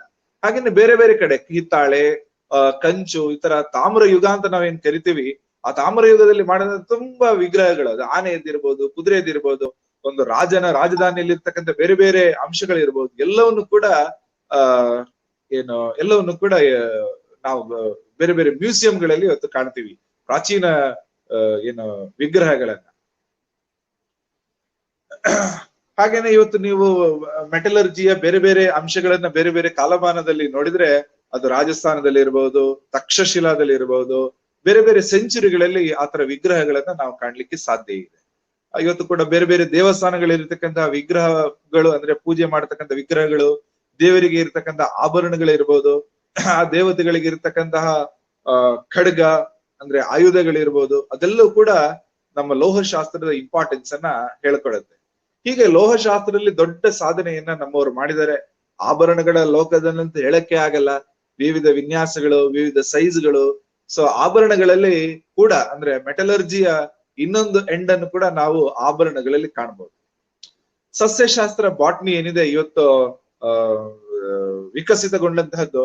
ಇವತ್ತು ನೀವು ಪ್ರಾಚೀನ ಅಲ್ಲ, ಆಧುನಿಕ ವಿಜ್ಞಾನವನ್ನ ಓದಿದ್ರೆ ಫಾದರ್ ಆಫ್ ಬಾಟ್ನಿ ಥಿಯೋಫ್ರೆಸ್ಟಸ್ ಅಂತ ನಾವು ಕೇಳ್ತೀವಿ, ಫಾದರ್ ಆಫ್ ಝುವಾಲಜಿ ಅರಿಸ್ಟಾಟಲ್ ಅಂತ ಕೇಳ್ತೀವಿ. ಇಬ್ಬರು ಸೇರಿ ಫಾದರ್ ಆಫ್ ಬಯಾಲಜಿ ಕೂಡ ಅರಿಸ್ಟಾಟಲ್ ಆಗಿರ್ತಾರೆ. ಸೊ ಅರಿಸ್ಟಾಟಲ್ ನ ಕಾಲದಿಂದಲೂ ಕೂಡ ಏನು ಈಗಿನ ಮಾಡರ್ನ್ ಕ್ಲಾಸಿಫಿಕೇಶನ್ ಸಿಸ್ಟಮ್ಸ್ ಅನ್ನ ನಾವೇನ್ ನೋಡ್ತೀವಿ, ವರ್ಗೀಕರಣದ ವಿಧಾನಗಳು, ಇದು ಬಹಳ ಹಿಂದೆ ಮಾಡಿದಂತಹ ಉದಾಹರಣೆಗಳು ಭಾರತದಲ್ಲಿ ಸಿಗುತ್ತೆ. ಸಸ್ಯಶಾಸ್ತ್ರ ಅಥವಾ ಬಾಟನಿ ಅಂತಕ್ಕಂಥ ಸಪರೇಟ್ ಶಾಸ್ತ್ರ ವಿಕಾಸ ಆಗದಿದ್ರು ಕೂಡ ಒಂದು ಜೀವ ವಿಜ್ಞಾನದ ಶಾಖೆಯಾಗಿ ಪರಿಸರ ವಿಜ್ಞಾನದ ಒಂದು ಭಾಗವಾಗಿ ಸುರಪಾಲ ಅಂತಕ್ಕಂತಹ ಮಹರ್ಷಿ, ಅವರು ಸಸ್ಯಶಾಸ್ತ್ರಜ್ಞ ಅಂತಲೇ ಈಗ ಗುರುತಿಸಲ್ಪಡ್ತಾರೆ. ಅವರು ವೃಕ್ಷಾಯುರ್ವೇದ ಅಂತ ಪುಸ್ತಕ ಬರೀತಾರೆ. ಅದ್ರ ಅನೇಕ ಸಾಲುಗಳು ಬೇರೆ ಬೇರೆ ಲೈಬ್ರರಿಗಳಲ್ಲಿ ಸಿಗುತ್ತೆ. ಅದರ ಗ್ರಂಥ ಈಗ ಆಕ್ಸ್ಫರ್ಡ್ ಯೂನಿವರ್ಸಿಟಿಯಲ್ಲಿ ಸಿಗುತ್ತೆ, ಬ್ಲಾಡಿಯನ್ ಗ್ರಂಥಾಲಯ ಅಂತ ಅಲ್ಲಿ ಸಿಗುತ್ತೆ. ವೇದ ಕಾಲದಲ್ಲಿ ಸಸ್ಯ ಜೀವನ ಹೇಗೆ ಆವಿಷ್ಕಾರ ಆಯ್ತು ಅದರ ಅಂಶಗಳು ಸಿಗುತ್ತೆ. ಕ್ರಿಸ್ತ ಪೂರ್ವ ಅಂದ್ರೆ 6000 ವರ್ಷಗಳ ಹಿಂದೆ ಅಂತಲೂ ಕೂಡ ಒಂದು ಉಲ್ಲೇಖ ಇದೆ. ಆಗ ಕೂಡ ಸಸ್ಯಗಳ ವರ್ಗೀಕರಣವನ್ನ ಮಾಡಲಾಯ್ತು ಅಂತ ಹೇಳ್ತಾರೆ. ಅಂದ್ರೆ ಋಗ್ವೇದದಲ್ಲೇನೆ ವೃಕ್ಷ ಯಾವುದು, ಔಷಧಿ ಯಾವುದು, ಔಷಧಿ ಅಂದ್ರೆ ಗಿಡ, ಹರ್ಬ್ ಅಂತ ಕರಿತೇವೆ, ಅದು ಬಳ್ಳಿಗಳ ರೂಪದಲ್ಲಿ ಕ್ಲೈಂಬರ್ಸ್ ಅಂತ ಕರೀತಾರೆ. ಅದು ಈಗ ಅದನ್ನ ಟ್ರೀಸ್, ಹರ್ಬ್ಸ್ ಅಂಡ್ ಶಬ್ಸ್ ಅಂತ ಆಧುನಿಕ ವಿಜ್ಞಾನ, ಥ್ರಿಯೋಫ್ರೆಸ್ಟಸ್ ಆಧಾರಿತ ವಿಜ್ಞಾನ ಹೇಳುತ್ತೆ. ಆದ್ರೆ ಹಿಂದೆನೆ ಅದು ಋಗ್ವೇದದ ಕಾಲದಲ್ಲಿ ಇತ್ತು ಅಂತಲೂ ಕೂಡ ಉಲ್ಲೇಖ ಇದೆ. ಹಾಗೇನೆ ಕೃಷಿ ರಂಗದಲ್ಲೂ ಅಗ್ರಿಕಲ್ಚರಲ್ ಬಯಾಲಜಿಯಲ್ಲೂ ಕೂಡ ಕ್ಲಾಸಿಫಿಕೇಶನ್ ಇವತ್ತೇನು ನಾವು ಸಿಗುತ್ತೆ, ಅದರಲ್ಲೂ ಕೂಡ ದೊಡ್ಡ ಪ್ರಮಾಣದ ಕೊಡುಗೆಯ ಮೂಲವನ್ನ ನಾವು ಭಾರತದ ಆಕರ ಗ್ರಂಥಗಳಲ್ಲಿ ಕಾಣಬಹುದು. ಹಾಗೇನೆ ಇನ್ನೊಬ್ರು ಮಹರ್ಷಿ ಇದ್ದಾರೆ, ಪರಾಶರ ಅಂತ ಹೇಳಿ ನೀವು ಕೇಳಿರ್ಬಹುದು. ಕ್ರಿಸ್ತ ಪೂರ್ವ 100ನೇ ಇಸವಿಯಲ್ಲಿ ಅವರು ಇದ್ರು ಅಂತ ಹೇಳ್ತಾರೆ. ಆ ಪರಾಶರ ಈಗಿನ ಕ್ಲಾಸಿಫಿಕೇಶನ್ ಬಹಳ ಚೆನ್ನಾಗಿ ಮಾಡಿದ್ರು. ಅಂದ್ರೆ ಪರಾಶರನ ಇದರಲ್ಲಿ ಶಮಿಗಣೀಯ, ಕುರ್ಚಗಣೀಯ, ಸ್ವಸ್ತಿಕ ಗಣೀಯ, ಅಂದ್ರೆ ಕ್ರುಸಿಫೆರೆನ್ಸ್ ಒಂದು ಫ್ಯಾಮಿಲಿ ನೀವು ಕೇಳಿರ್ಬೋದು. ಕ್ಯಾಬೇಜ್, ಕಾಲಿಫ್ಲವರ್ ಎಲ್ಲ ಅದಕ್ಕೆ ಬರುತ್ತೆ. ಅದರ ಹೂವಿನ ಒಳಗಡೆ ಅದರ ಸ್ಟೇಮೆನ್ ಅಂತ ಏನ್ ಕರಿತೀವಿ ಅದು ಕ್ರಾಸ್ ಆಗಿರುತ್ತೆ. ಅದಕ್ಕೆ ಕ್ರುಸಿಫೆರ್ ಎಂದು ಇವತ್ತು ಹೆಸರು. ಹಿಂದೆ ಅದಕ್ಕೆ ಸ್ವಸ್ತಿಕ ಗಣಿ ಅಂತ, ಸ್ವಸ್ತಿಕದಲ್ಲಿ ಒಂದು ಪ್ಲಸ್ ಬರುತ್ತಲ್ಲ, ಆತರ ಸ್ವಸ್ತಿಕ ಗಣಿಯ ಅಂತ ಅವ್ರು ಹೇಳ್ಕೊಟ್ಟಿದ್ರು. ಹಾಗೇನೆ ಕಾಂಪೋಸಿಟೆ ಅಂತ ಬರುತ್ತೆ, ಅದರಲ್ಲಿ ಇವತ್ತು ಕಾಂಪೋಸಿಟಲ್ಲಿ ಸನ್ಫ್ಲವರ್ ಬರುತ್ತೆ, ಅಂದ್ರೆ ಸೂರ್ಯಕಾಂತಿ ಗಿಡಗಳು. ಅದನ್ನ ಬಹಳ ಹಿಂದೆನೆ ಕುರ್ಚಕ ಗಣಿಯ ಅಂತ ಅವ್ರು ಹೇಳ್ಕೊಟ್ಟಿದ್ರು. ಲೆಗಿಮಿನೋಸಿಯಾ ಅಂತ ಬರುತ್ತೆ. ಲೆಗಿಮಿನೋಸಿಯಾ ಅಂದ್ರೆ ಈ ಕಾಳುಗಳು, ಅಂದ್ರೆ ಹೆಸರು ಕಾಳು, ಈ ತರ ಇರತಕ್ಕಂಥ ಧಾನ್ಯಗಳು, ದವಸ ಧಾನ್ಯಗಳು ಅಂತ ಕರಿತೀವಿ. ಅದ್ರಲ್ಲಿ ಕಾಳುಗಳೆಲ್ಲ ಹೆಚ್ಚು ಬರತಕ್ಕಂಥದ್ದು, ಕಡ್ಲೆ ಆತರ, ಕಡ್ಲೆ, ಹೆಸರು, ಆ ತರದನ್ನ ಹಿಂದೆನೆ ಶಮಿಗಣಿ ಅಂತ ಅವ್ರು ಹೇಳ್ತಾ ಇದ್ರು. ಅಂದ್ರೆ ಅದರ ಬೇರಿನಲ್ಲಿ ಕೆಲವೊಂದು ಗಡ್ಡೆಗಳು ಅಂತ ಸಿಗುತ್ತೆ. ಇವತ್ತು ಅದನ್ನ ರೂಟ್ ನಾಡ್ಯೂಲ್ಸ್ ಅಂತ ಕರೀತಾರೆ. ಸೊ ಹೀಗೆ ನೀವು ಬಾಟ್ನಿಯನ್ನ ನೋಡಿದ್ರೆ ಅದರ ಒಂದು ವೈಜ್ಞಾನಿಕ ಆಧಾರದ ಕ್ಲಾಸಿಫಿಕೇಶನ್ ಅನ್ನ ಬಹಳ ಹಿಂದೆನೆ ನಾವು ಮಾಡ್ತಾ ಇದ್ವಿ. ಅದನ್ನ ವಿಲಿಯಂ ಜಾನ್ಸ್ ಅಂತ ಒಬ್ಬರು ಇಂಡಾಲಜಿಸ್ಟ್ ಇದ್ದಾರೆ, ಅಂದ್ರೆ ಭಾರತದ ಬಗ್ಗೆ ಸ್ಟಡಿ ಮಾಡಿದ ವಿದೇಶಿ ಒಬ್ಬ ವಿದ್ವಾಂಸ ವಿಲಿಯಂ ಜಾನ್ಸ್. ಅವರು ಹೇಳ್ತಾರೆ, ಇವತ್ತು ಏನ್ ಕ್ರೆಡಿಟ್ ಅನ್ನ ಕ್ಲಾಸಿಫಿಕೇಶನ್ ಅಥವಾ ಟ್ಯಾಕ್ಸಾನಮಿ ಕ್ರೆಡಿಟ್ ಅನ್ನ ನಾವು ಕೆರಲಸ್ ಲಿನೇಯಸ್ ಅಂತಕ್ಕಂತಹ ಲ್ಯಾಟಿನ್ ಅಮೆರಿಕನ್ ಸೈಂಟಿಸ್ಟ್ ನಾವು ಕೊಡ್ತೀವಿ. ಆ ಕೆರಲಸ್ ಲಿನೇಯಸ್ ಗಿಂತ ಸಾಕಷ್ಟು ಮುಂಚೆನೆ ಈ ವರ್ಗೀಕರಣದ ಶಾಸ್ತ್ರ ಅದು ಭಾರತೀಯರಿಗೆ ಕರಗತ ಆಗಿತ್ತು. ಲಿನೇಯಸ್ ತನ್ನ ಶೈಲಿಯಲ್ಲಿ ಮಾಡ್ದ, ಅದು ಇಂಗ್ಲೆಂಡಿಗೆ ಮೈಗ್ರೇಟ್ ಆಯ್ತು. ಅದನ್ನ ಬೇರೆ ಬೇರೆ ಟೆಕ್ಸ್ಟ್ ಬುಕ್ಸ್ ಗಳಾಗಿ ಬೇರೆ ಬೇರೆ ಯೂನಿವರ್ಸಿಟಿಗಳಲ್ಲಿ ಪಾಠ ಮಾಡಿದ್ರು. ಎಲ್ಲದಕ್ಕೂ ಕೂಡ ಫಾದರ್ ಆಫ್ ಟ್ಯಾಕ್ಸಾನಮಿ, ವರ್ಗೀಕರಣದ ಪಿತಾಮಹ ಅಂದ್ರೆ ಯಾರು ಅಂತ ಕೇಳಿದ್ರೆ ಕೆರಲಸ್ ಲಿನೇಯಸ್ ಹೇಳ್ತಾರೆ. ಆದ್ರೆ ಮೂಲ ಭಾರತದಲ್ಲಿದೆ ಅಂತ ವಿಲಿಯಂ ಜಾನ್ಸ್ ಹೇಳ್ತಾರೆ. ಹಾಗೇನೆ ಪರಾಶರ ಮಹರ್ಷಿ ಮಾಡಿದಂತಹ ಇನ್ನೊಂದು ಕೆಲಸ ಏನಂದ್ರೆ ಎಕ್ಸ್ಪ್ಲನೇಷನ್ ಅಬೌಟ್ ಸೆಲ್. ಒಂದು ನಿಮಿಷ.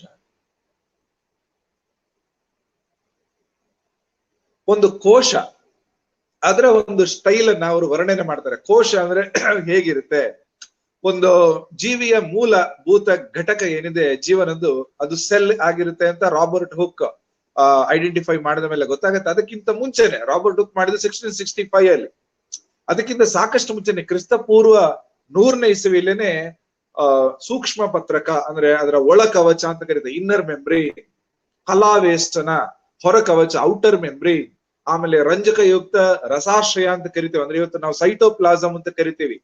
ಇದರ ಬಗ್ಗೆ ಉಲ್ಲೇಖವನ್ನ ಪರಾಶರ ಮಹರ್ಷಿ ಮಾಡಿರ್ತಾರೆ. ಅದರ ಸೈಂಟಿಫಿಕ್ ಎಕ್ಸ್ಪ್ಲನೇಷನ್ ನ ಸೆಲ್ ಡಿಸ್ಕವರಿ ನಂತರ ಮಾಡ್ತಾರೆ 1665 ಅಲ್ಲಿ ರಾಬರ್ಟ್ ಹುಕ್, ಆಮೇಲೆ 1832 ಅಲ್ಲಿ ರಾಬರ್ಟ್ ಬ್ರೌನ್, ಆಮೇಲೆ ಅವರು ರಾಬರ್ಟ್ ಬ್ರೌನ್ ನ್ಯೂಕ್ಲಿಯಸ್ ಅನ್ನ ಫೈಂಡ್ ಮಾಡ್ತಾರೆ. ಆಮೇಲೆ ಅದರಲ್ಲಿ DNA ಇದೆ, RNA ಇದೆ ಅಂತ ಇತ್ತೀಚೆಗಿನ ಫೈಂಡಿಂಗ್ಸ್ ಅದು ಫ್ರೆಡರಿಕ್ ಮಿಸ್ಚರ್ ನಂತರ. ಅದರಲ್ಲೂ DNA ಸ್ಟ್ರಕ್ಚರ್ ಗೊತ್ತಾದ್ರೆ ಕಳೆದ 70 ವರ್ಷಗಳ ಹಿಂದೆ ನಮ್ಮ ವ್ಯಾಟ್ಸನ್ ಅಂಡ್ ಕ್ರಿಕ್ ಮಾಡೆಲ್ ಅಂತ ನಾವೇನ್ ಕರಿತೀವಿ ಆಗ. ಸೊ ಇವತ್ತು ಆಧುನಿಕ ಶಾಸ್ತ್ರದ ಟೆಕ್ನಾಲಜಿ ಬೇಸ್ಡ್ ಇಲೆಕ್ಟ್ರಾನ್ ಮೈಕ್ರೋಸ್ಕೋಪಿ ಎಲ್ಲ ಬಂದ್ಮೇಲೆ ಅದರ ಒಳಗಡೆ ಇರ್ತಕ್ಕಂತಹ ಶಾಸ್ತ್ರವನ್ನ ಇವತ್ತಿನ ಮಾಡರ್ನ್ ಸೈಂಟಿಸ್ಟ್ ಮಾಡಿದ್ದಾರೆ. ಆದ್ರೆ ತುಂಬಾ ಹಿಂದೆನೆ ಇದರ ಬೇಸಿಕ್ ವರ್ಕ್ ಏನಿದೆ, ಫೌಂಡೇಶನ್ ವರ್ಕ್, ಅದನ್ನ ಮಾಡಿದ್ದು ಯಾರಂದ್ರೆ ಭಾರತದ ವಿಜ್ಞಾನಿಗಳು ಅದನ್ನ ಮಾಡಿದ್ರು. ವಿಶೇಷವಾಗಿ ಸಸ್ಯಶಾಸ್ತ್ರದಲ್ಲಿ ಅಥವಾ ಜನರಲ್ ಬರ್ತಕ್ಕಂತಹ ಕೆಲವೊಂದು ಪ್ರಾಸೆಸ್ಗಳು, ಉದಾಹರಣೆಗೆ ಟ್ರಾನ್ಸ್ಪಿರೇಷನಲ್ ಪುಲ್ ಥಿಯರಿ ಅಂತ ಕರೀತಾರೆ. ಬೇರುಗಳ ಮೂಲಕ ನೀರು ಸಸ್ಯ ಎಳ್ಕೊಳ್ಳುತ್ತೆ. ನಾವು ನೀರು ಹಾಕೋದು ಬೇರಿಗೆ ಕೆಳಗಡೆ, ಆ ನೀರು ಹೋಗುವಂತದ್ದು ಮೇಲಕ್ಕೆ. ಅಂದ್ರೆ ಸಸ್ಯಗಳಲ್ಲಿ ನೀರು ಚಲನೆ ಆಗ್ತಕ್ಕಂಥ ಒಂದು ಪ್ರಾಸೆಸ್ ಇದೆ. ಹೋಗ್ತಾ ಹೋಗ್ತಾ ಹೋಗ್ತಾ ಅದು ಎಲೆಗಳಿಗೆ ತಲುಪುತ್ತೆ. ಎಲೆಗಳು ಸೂರ್ಯ ಪ್ರಕಾಶವನ್ನು ತಗೊಂಡು ಅಲ್ಲಿ ಆಹಾರ ಉತ್ಪಾದನೆ ಮಾಡುತ್ತೆ. ಅದಾದ ನಂತರ ದೊಡ್ಡ ಪ್ರಮಾಣದ ನೀರು ಆವಿಯಾಗಿ ಹೋಗುತ್ತೆ. ಈ ಎಲ್ಲ ವಾಟರ್ ಸೈಕಲ್ ಏನಿದೆ, ಇದೆಲ್ಲವನ್ನು ಕೂಡ ಸಕ್ಷನ್ ಫೋರ್ಸ್ ಗಳ ಸಿದ್ಧಾಂತವನ್ನು ಇವತ್ತು ನಾವು ಡಿಕ್ಸನ್ ಅಂಡ್ ಜಾಲಿಗೆ ನಾವು ಕೊಡ್ತೀವಿ. ಅದು ಕೇವಲ 1874ರಲ್ಲಿ ಡಿಕ್ಸನ್ ಜಾಲಿ ಹೇಳಿದ್ರು. ಆದ್ರೆ ಸಾಕಷ್ಟು ಮುಂಚೆನೆ ನೀರಿನ ಈ ಹೀರುವಿಕೆಯನ್ನ ಪರಾಶರ ಮಹರ್ಷಿ ಹೇಳಿದ್ರು. ನೀರು ಬಂದು ಹೋಗ್ತಕ್ಕಂತ ಒಟ್ಟು ಪ್ರೊಸೆಸ್, ಬಾಷ್ಪೀಭವನ, ಆಮೇಲೆ ಇವತ್ತಿನ ಟ್ರಾನ್ಸ್ಪಿರೇಷನ್ ಕರಿತೀವಿ, ಎಲ್ಲವನ್ನು ಕೂಡ ಅವರು ಮೆನ್ಷನ್ ಮಾಡಿದ್ರು. ಸಸ್ಯಗಳ ರೋಗಗಳು ಕೂಡ ಅಷ್ಟೇ. ಅನೇಕ ರೋಗಗಳು ಇವತ್ತೇನು ಮಾಡರ್ನ್ ಪ್ಲಾಂಟ್ ಪೆಥಾಲಜಿ ಅಂತ ನಾವು ಕರಿತೀವಿ, ಅದರಲ್ಲಿ ಉಲ್ಲೇಖ ಆಗುತ್ತೆ. ಅದರ ಎಲೆಗಳಿಗೆ, ಕಾಂಡಗಳಿಗೆ, ತೊಗಟೆಗಳಿಗೆ, ಬೇರುಗಳಿಗೆ, ಹಣ್ಣುಗಳಿಗೆ ಬರೋ ರೋಗಗಳನ್ನ ಇವತ್ತು ನಾವು ಕ್ಲಾಸಿಫೈ ಮಾಡ್ತೀವಿ. ಹಿಂದೆನೆ ಕೂಡ ಪಾಂಡುಪತ್ರುತ ಅಂದ್ರೆ ವೈಟಿಶ್ ಪ್ಯಾಚಸ್ ಆನ್ ಲೀಫ್, ಅದು ಪಾಂಡುಪತ್ರುತ ಅಂತ ಅವ್ರು ಕರಿತಾ ಇದ್ರು. ಪ್ರವಾಳ ಅವರಿ ಇಂತ ಶಾಖಕೋಶ, ರಸಶುಸಿ, ಬಿಳುಚುವಿಕೆ ರೋಗಗಳು ಅಥವಾ ಕೊಂಬೆಗಳು ಒಣಗಿ ಬೀಳುವಂತದ್ದು, ಇದೆಲ್ಲವನ್ನು ಕೂಡ ಹೇಳಿದ್ರು. ಅಂದ್ರೆ ಸಸ್ಯಗಳಿಗೆ ಬರುವ ರೋಗವನ್ನು ಕೂಡ ಹಿಂದೆನೆ ಅಭ್ಯಾಸ ಮಾಡಿದ್ರು ಅಂತ ಗೊತ್ತಾದಾಗ ಅದರ ಶಾಸ್ತ್ರದ ಹಿರಿಮೆ ಗೊತ್ತಾಗುತ್ತೆ. ಹಾಗೇನೆ ಆಯುರ್ವೇದದಲ್ಲಿ ಚರಕ ಸುಶ್ರುತ ಇರ್ಬೋದು, ಅಂದ್ರೆ ಸರ್ಜರಿಯಲ್ಲಿ ಸುಶ್ರುತ, ಆಯುರ್ವೇದಿಕ್ ಕಾಂಟ್ರಿಬ್ಯೂಷನ್ ಅಲ್ಲಿ ಚರಕ, ಇಬ್ಬರದು ಕೂಡ ವನಸ್ಪತಿ ಶಾಸ್ತ್ರ, ಪ್ರಾಣಿಶಾಸ್ತ್ರ, ಬೇರೆ ಬೇರೆ ಶಾಸ್ತ್ರಗಳಲ್ಲಿ ನಮ್ಮ ಕೊಡುಗೆ ಬಹಳ ದೊಡ್ಡ ಪ್ರಮಾಣದಲ್ಲಿ ಇದೆ. ಅನೇಕ ರೋಗಗಳನ್ನು ಕೂಡ ಅವರು ಗುಣ ಮಾಡ್ತಾ ಇದ್ರು. ಸುಶ್ರುತ ಅಂತರೂ ಅರಿವಳಿಕೆ ಮದ್ದನ್ನು ಕೊಟ್ಟು ಶಸ್ತ್ರಚಿಕಿತ್ಸೆ ಮಾಡ್ತಾ ಇದ್ರು ಅಂತ ಉಲ್ಲೇಖ ಇದೆ.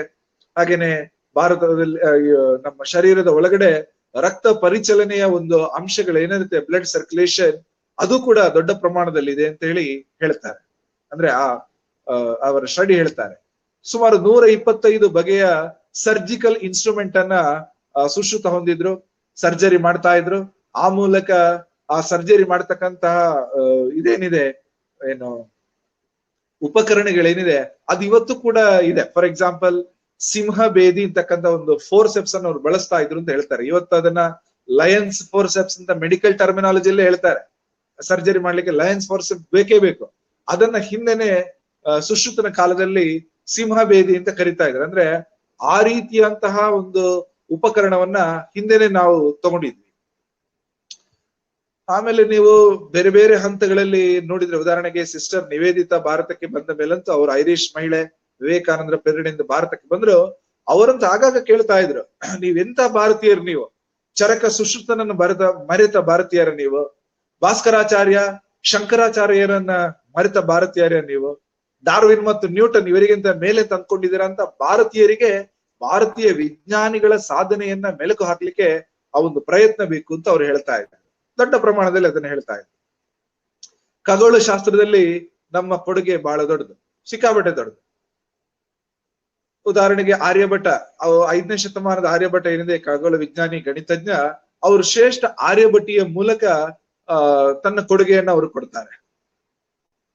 ಭೂಮಿ ಅದು ಸೂರ್ಯನ ಸುತ್ತ ತಿರುಗಲಿಕ್ಕೆ ತೆಗೆದುಕೊಳ್ಳುವ ಕಾಲ, ಆಧುನಿಕ ಲೆಕ್ಕಾಚಾರ ಮತ್ತು ಆರ್ಯಭಟನ ಲೆಕ್ಕಾಚಾರ ನೋಡಿದ್ರೆ ಕೇವಲ 0.01 ಸೆಕೆಂಡ್ ಇದೆ. ಆರ್ಯಭಟನ ಲೆಕ್ಕ ಪ್ರಕಾರ 23 ಗಂಟೆ 56 ನಿಮಿಷ 4.1 ಸೆಕೆಂಡ್. ಆದ್ರೆ ಆಧುನಿಕ ಲೆಕ್ಕಾಚಾರ 23 ಗಂಟೆ 56 ನಿಮಿಷ 4.09 ಸೆಕೆಂಡ್ ಅಂತ ಹೇಳುತ್ತೆ. ಅಂದ್ರೆ the difference is just 0.01 second. So precise.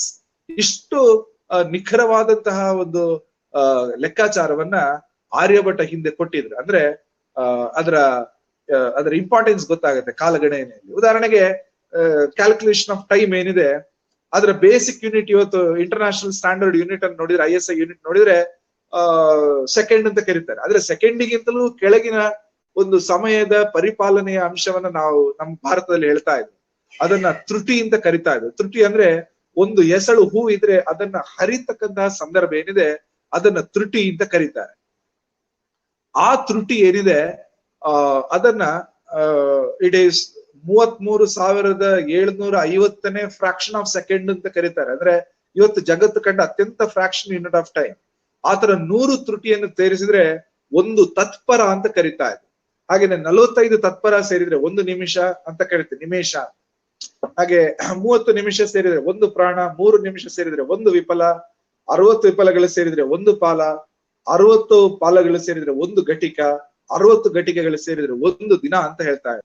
ಆತರ 7 ದಿನ ಸೇರಿದ್ರೆ 1 ಸಪ್ತಾಹ ಅಂದ್ರೆ ವಾರ, 15 ದಿನಕ್ಕೆ 1 ಪಕ್ಷ, 2 ಪಕ್ಷಕ್ಕೆ 1 ಮಾಸ, 2 ಮಾಸಕ್ಕೆ 1 ಋತು, 6 ಋತುಗೆ 12 ಮಾಸ ಅಥವಾ 1 ವರ್ಷ. ಆತರ 100 ವರ್ಷಕ್ಕೆ 1 ಶತಾಬ್ದ, 10 ಶತಾಬ್ದಕ್ಕೆ 1 ಸಹಸ್ರಾಬ್ದ ಅಂದ್ರೆ ಮಿಲೇನಿಯಂ ಅಂತ ಕರಿತೀವಿ. ಆತರ ಹೋಗ್ತಾ ಇದ್ರು. ಆತರ 432 ಸಹಸ್ರಾಬ್ದಗಳು ಬಂದ್ರೆ 1 ಕಲಿಯುಗ ಅಂತ ಕರೀತಾರೆ. ಅಂದ್ರೆ 432,000 ವರ್ಷ, 4,32,000 ವರ್ಷಗಳು ಆಗತ್ತೆ. ಆ ತರದ ಕಲಿಯುಗ ಏನಿದೆ ಇವತ್ತಿನ ನಡೀತಾ ಕಲಿಯುಗ, ಇದರ ಡಬಲ್ 2 ಪಟ್ಟು ದ್ವಾಪರ ಯುಗ ಇತ್ತು. ಅಂದ್ರೆ 2 ಕಲಿಯುಗ ಸೇರಿದ್ರೆ 1 ದ್ವಾಪರ ಯುಗ ಅಂದ್ರೆ 8,64,000 ವರ್ಷಗಳು. ಆತರ 3 ಯುಗಗಳು ಸೇರಿದ್ರೆ 1 ತ್ರೇತಾಯುಗ ಆಗ್ತಾ ಇತ್ತು. ಅಂದ್ರೆ 12,96,000 ವರ್ಷಗಳು. ಆ ತರದ 4 ಯುಗಗಳು ಸೇರಿದ್ರೆ 1 ಸತ್ಯಯುಗ ಅಂತ ಆಗ್ತಾ ಇತ್ತು, ಅಥವಾ ಕೃತಯುಗ ಅಂತ ಹಿಂದೆ ಕರಿತಾ ಇದ್ರು, ಅದಾಗ್ತಾ ಇತ್ತು. ಅದು 17,28,000 ವರ್ಷಗಳು. ಅಂದ್ರೆ 1 ಯುಗ ಎಷ್ಟು ಲಕ್ಷ ಎಷ್ಟು ವರ್ಷ ಅಂತ ಬಹಳ ಹಿಂದೆನೆ ಅದನ್ನ ಕ್ಯಾಲ್ಕುಲೇಟ್ ಮಾಡ್ತಾ ಇದ್ರು. ಹೀಗೆ 10 ಯುಗಗಳು ಸೇರಿದ್ರೆ 1 ಮಹಾಯುಗ ಅಥವಾ 4.32 ಮಿಲಿಯನ್ಸ್ ಆಫ್ ಇಯರ್ ಅಂತಕ್ಕಂಥ ಕಾಲಗಣನೆಯನ್ನು, ಅಂದ್ರೆ ಎಷ್ಟು ಲಕ್ಷ ವರ್ಷಗಳ ಒಂದು ಕಾನ್ಸೆಪ್ಟ್ ನಮ್ ದೇಶದಲ್ಲಿ ಇತ್ತು ಅಂತ ಗೊತ್ತಾಗುತ್ತೆ. ಹೀಗೆ ನೀವು ಹೋಗ್ತಾ ಹೋದ್ರೆ ದೊಡ್ಡ ದೊಡ್ಡ ಸಾಧನೆಗಳನ್ನ ಬೇರೆ ಬೇರೆ ವಿಷಯಗಳೆಲ್ಲ ಮಾಡಿದ್ದಾರೆ. ಜಗತ್ತಿನ ಮೊತ್ತ ಮೊದಲ ವಿಶ್ವವಿದ್ಯಾನಿಲಯ ಎಲ್ಲಿ ಅಂತ ಕೇಳಿದ್ರೆ ತಕ್ಷಶಿಲಾ. ಇವತ್ತು ಪಾಕಿಸ್ತಾನದಲ್ಲಿ ಅಲ್ಲಿ ಹೇಳ್ತಾರೆ, ನಾವು ಅಲ್ಲಿ ಹೇಳ್ತೀವಿ ನಾವು. ಅಲ್ಲಿ ಗಣಿತದಿಂದ ವೇದಾಂತದವರೆಗೆ, ಭೂಗೋಳದಿಂದ ಖಗೋಳದವರೆಗೆ ಎಲ್ಲಾ ವಿಷಯಗಳಲ್ಲೂ ಕೂಡ ಎಕ್ಸ್ಪರ್ಟ್ಸ್ ಇದ್ರು. ಅವರು ಕೆಲಸ ಮಾಡ್ತಾ ಇದ್ರು. ಜ್ಯೋತಿಷ್ಯ ಶಾಸ್ತ್ರ ನಮ್ದೇ ದೇಶದ ಕೊಡುಗೆ. ಸೂರ್ಯ ಸಿದ್ಧಾಂತ ಇರಬಹುದು, ಸೂರ್ಯ ಮತ್ತು ಭೂಮಿಯ ಚಲನೆ ಇರಬಹುದು, ಎಲ್ಲವನ್ನೂ ಕೂಡ. ಕಾರಣ ಇವತ್ತು ಸಂಸ್ಕೃತದಲ್ಲಿ ಬಳಸತಕ್ಕಂಥ ಅನೇಕ ಶಬ್ದಗಳು, ಹಿರಣ್ಯ ಗರ್ಭ ಅಂತ ಹೇಳ್ತೀವಿ ನಾವು, ಅದು ಹಿಂದಿ ಇಂಗ್ಲಿಷ್ ಅಲ್ಲಿ ಕಾಸ್ಮಿಕ್ ಎಗ್ ಅಂತ ಕರಿತೀವಿ. ನಿಹಾರಿಕಾ ಅಂತ ಸಂಸ್ಕೃತದಲ್ಲಿ ಇದೆ, ಅದನ್ನ ಇಂಗ್ಲಿಷ್ ಅಲ್ಲಿ ನೆಬ್ಯುಲಾ ಅಂತ ಕರಿತೀವಿ. ಗ್ರಹಗಳು ಇದೆ, ಇವತ್ತು ಪ್ಲಾನೆಟ್ಗಳಾಗಿದೆ, ಉಪಗ್ರಹಗಳು, ಸ್ಯಾಟಲೈಟ್ಗಳಾಗಿದೆ. ಸೊ ಈ ತರ ತುಂಬಾ ಟರ್ಮಿನಾಲಜಿಗಳಲ್ಲಿ ಹೋಗಿದೆ. ಹಾಗೇನೆ ಅನೇಕ ವಿಜ್ಞಾನಿಗಳು ಅವರ ಕೊಡುಗೆಗಳು, ಅವರ ಏನು ಪುಸ್ತಕಗಳು ಅದೆಲ್ಲವೂ ಕೂಡ ಬೇರೆ ಬೇರೆ ಸಂದರ್ಭಗಳಲ್ಲಿ ರೆಫರ್ ಮಾಡಿದ್ದಾರೆ. ಒಂದಷ್ಟು ಪ್ರಾಚೀನ ಭಾರತದ ಶ್ರೇಷ್ಠ ವಿಜ್ಞಾನಿಗಳ ನೆನಪಿಸಿದ್ರೆ ಆರ್ಯಭಟ ಇರಬಹುದು, ಭಾಸ್ಕರಾಚಾರ್ಯ ಗಣಿತದಲ್ಲಿ ದೊಡ್ಡ ಸಾಧನೆ ಮಾಡಿದ್ರು. ನಮ್ಮ ದೇಶದ ಸ್ಯಾಟಲೈಟಿಗೆ, ಮೊದಲ ಸ್ಯಾಟಲೈಟಿಗೆ ಆರ್ಯಭಟ ಅಂತ ಹೆಸರು, 2ನೇ ಸ್ಯಾಟಲೈಟಿಗೆನೆ ಭಾಸ್ಕರ ಅಂತ ಹೆಸರು ಇಟ್ಟಿದ್ವಿ ನಾವು. ಕಣಾದ ಅಂತಕ್ಕಂತಹ ಮಹರ್ಷಿ ರಸಾಯನಶಾಸ್ತ್ರದಲ್ಲಿ ಬಹಳ ದೊಡ್ಡ ವಿದ್ವಾಂಸರು. ನಾಗಾರ್ಜುನ ಅವರು ರಾಜರು ಆಗಿದ್ರು, ಪಾದರಸವನ್ನು ಕಂಡು ಹಿಡಿದಂತಹ ವ್ಯಕ್ತಿ ಅಂತ ನಾವು ಗುರುತಿಸ್ತೀವಿ. ವರಾಹ ಮಿಹಿರ ಬಹಳ ದೊಡ್ಡ ಶಾಸ್ತ್ರಜ್ಞ. ಪತಂಜಲಿ ಜಗತ್ತಿಗೆ ಯೋಗವನ್ನು ಕೊಟ್ಟಂತವ್ರು. ಹಾಗೇನೆ ಭರದ್ವಾಜ ವಿಮಾನ ಯಂತ್ರದಲ್ಲಿ ಬಹಳ ದೊಡ್ಡ ಸಾಧನೆಯನ್ನ ಮಾಡಿದಂತವ್ರು. ಕಪಿಲ ಕಾಸ್ಮಾಲಜಿ ಅದರ ದೊಡ್ಡ ಸಾಧನೆ ಮಾಡಿದಂತವ್ರು. ಅದನ್ನು ಕೂಡ ಇವತ್ತು ಏನು ಕಾಸ್ಮಿಕ್ ಸೈನ್ಸ್ ಅಲ್ಲಿ ನಾವು ಬಳಸ್ತೀವಿ. ಆಚಾರ್ಯ ಕಪಿಲನ ಉದಾಹರಣೆಗಳಿರುತ್ತೆ. ಈ ತರ ಎಲ್ಲ ಕ್ಷೇತ್ರಗಳಲ್ಲಿ ಭಾರತ ಬೇರೆ ಬೇರೆ ಸಾಧನೆಯನ್ನು ಮಾಡಿದೆ. ಅದಕ್ಕೋಸ್ಕರ ಭಾರತವನ್ನ ಅನೇಕ ಅನೇಕ ವಿದ್ವಾಂಸರು ಹೇಳ್ತಾರೆ, India is the mother of us all ಅಂತ. ರಾಬರ್ಟ್ ಅಫೆನ್ಮರ್ ನಿಮ್ಗೆ ಕೇಳಿರ್ಬಹುದು. ಅವ್ರು ಹೇಳ್ತಾರೆ, ಆಕ್ಸೆಸ್ ಟು ವೇದಾಸ್ ಅಂದ್ರೆ ವೇದಗಳಿಗೆ ನಾವು ಈಗೇನು ಆಕ್ಸೆಸ್ ಸಿಕ್ಕಿದೆ, that is the greatest privilege of this century ಅಂತ ಅವ್ರು ಹೇಳ್ತಾರೆ. ಅಂದ್ರೆ ವೇದಗಳನ್ನ ನಾವು ಕಲೀಲಿಕ್ಕೆ ಸಾಧ್ಯ ಆಗಿರುವಂತದ್ದು ನಮ್ಮ ದೊಡ್ಡ ಸೌಭಾಗ್ಯ. ಆಲ್ಬರ್ಟ್ ಐನ್ಸ್ಟೈನ್ ಹೇಳ್ತಾರೆ, when I read Bhagavadgita and reflect how God created this universe, everything else seems to be a superfluous. ಇಡೀ ಭಾರತಕ್ಕೆ, ಜಗತ್ತಿನ ಎಲ್ಲರೂ ಕೂಡ 0 ಆವಿಷ್ಕಾರಕ್ಕೋಸ್ಕರ ನಾವು ಕೃತಜ್ಞರಾಗಿರ್ಬೇಕು ಅಂತ ಹೇಳಿ ಐನ್ಸ್ಟೀನ್ ಹೇಳ್ತಾರೆ. ಹಾಗೇನೆ ಚೈನಾಕ್ಕೆ ಹಿಂದಿನ ಅಂಬಾಸಿಡರ್ ಆಗಿದ್ದ ಹುಯಿ ಶಾ ಹೇಳ್ತಾರೆ, India conquered and dominated China. 2 ವರ್ಷಗಳ ಕಾಲ ಚೈನಾವನ್ನ ಏನು ಕಾಂಕರ್ ಮಾಡಿ ಗೆದ್ದಿತ್ತು ಭಾರತ. ಹೇಗೆ ಗೆಲ್ಲುವುದಂದ್ರೆ ಯುದ್ಧ ಮಾಡಿ ಅಲ್ಲ, ಸಾಂಸ್ಕೃತಿಕವಾಗಿ ಗೆದ್ದಿತ್ತು ಅಂತ ಅವ್ರು ಹೇಳ್ತಾರೆ, ಕಲ್ಚರಲಿ. ಸೊ ಹೀಗೆ ಭಾರತದ ಹಿರಿಮೆನ ಅನೇಕ ಮಂದಿ ಹೇಳ್ತಾರೆ. ಈವನ್ ಆರ್ನಾಲ್ಡ್ ಜೋಸೆಫ್ ಟಾಯ್ನಬಿ ಬಹಳ ದೊಡ್ಡ ವಿದ್ವಾಂಸರು, ಅವರು ಹೇಳ್ತಾರೆ, ಈ ಹ್ಯೂಮನ್ ಹಿಸ್ಟ್ರಿಯನ್ನು ಅವಲೋಕನ ಮಾಡಿದಾಗ, ಮನುಷ್ಯನ ಇತಿಹಾಸವನ್ನು ಅವಲೋಕನ ಮಾಡಿದಾಗ, ಇಡೀ ಮನುಷ್ಯ ಕುಲ ಕೋಟಿಗೆ ಮೋಕ್ಷ ಬೇಕು ಅಂದ್ರೆ ಅದು ಒಂದೇ ವೇ, ಅಂದ್ರೆ ಒಂದೇ ದಾರಿ ಇದೆ, ಅದು ಇಂಡಿಯನ್ ವೇ, ಭಾರತೀಯ ದಾರಿ ಅಂತ ಅವ್ರು ಹೇಳ್ತಾರೆ. ಹಾಗಾಗಿ ಭಾರತದ ಬಗ್ಗೆ ದೊಡ್ಡ ಕೊಡುಗೆಯನ್ನು ಅವ್ರು ಹೇಳ್ತಾರೆ. ಹಾಗೇನೆ ಆಗ್ಲೇ ಹೇಳಿದೆ, India mother of us all ಇದನ್ನ ಹೇಳಿದಂತ ಬಹಳ ದೊಡ್ಡ ವಿಜ್ಞಾನಿ ವಿಲ್ ಡ್ಯೂರಾಂಟ್ ಅವರು ಭಾರತದ ಈ ಕೊಡುಗೆಗಳನ್ನೆಲ್ಲ ಸ್ಮರಿಸ್ತಾರೆ.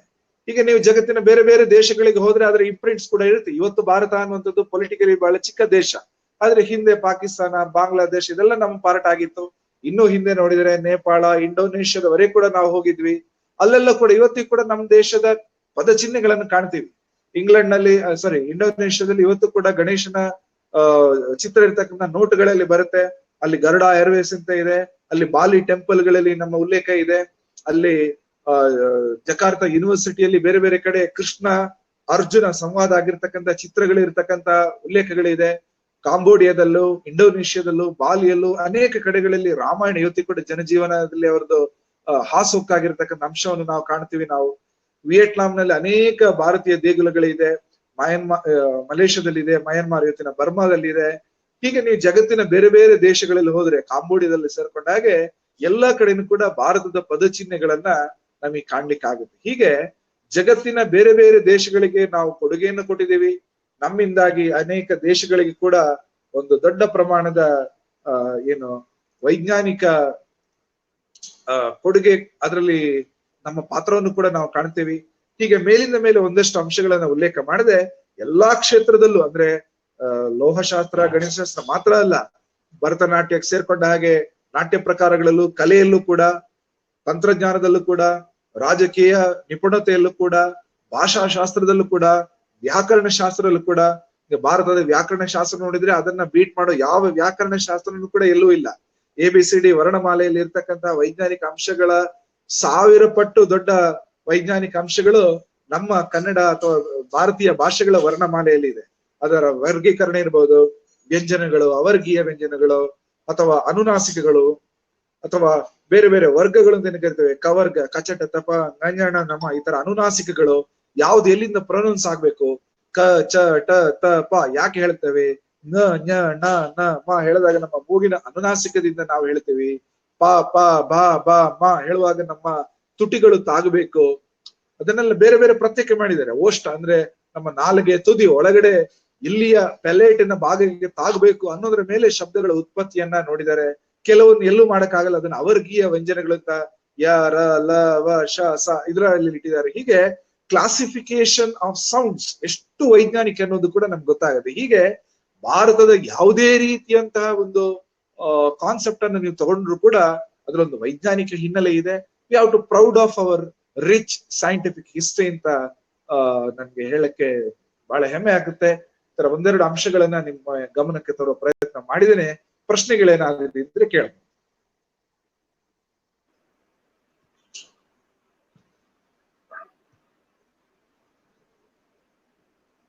ಧನ್ಯವಾದಗಳು ರಾಜೇಶ್ ಜಿ. ಹೇಳಿ. ನಿಮ್ದು ಇದು ವಿಡಿಯೋ ಕಾಣ್ತಾ ಇಲ್ಲ, ಬಟ್ ವಾಯ್ಸ್ ಕೇಳ್ತಾ ಇದೆ. ಒಂದೇ ನಿಮಿಷ ಬರ್ತೀನಿ. ಏನಾದ್ರು ಪ್ರಶ್ನೆಗಳಿದೆಯಾ ದಯವಿಟ್ಟು ಕೇಳಿ. ಇಲ್ಲಿ ಚಾಟ್ ಬಾಕ್ಸ್ ಇದೆ, ಆ ಚಾಟ್ ಬಾಕ್ಸ್ ಅಲ್ಲಿ ತಾವು ಟೈಪ್ ಮಾಡಿದ್ರೆ ನಾವು ಆ ಕ್ವಶನ್ ಕೇಳಲಿಕ್ಕೆ ಆಗುತ್ತೆ, ಆ ಪ್ರಶ್ನೆ ಕೇಳಲಿಕ್ಕೆ ಆಗುತ್ತೆ.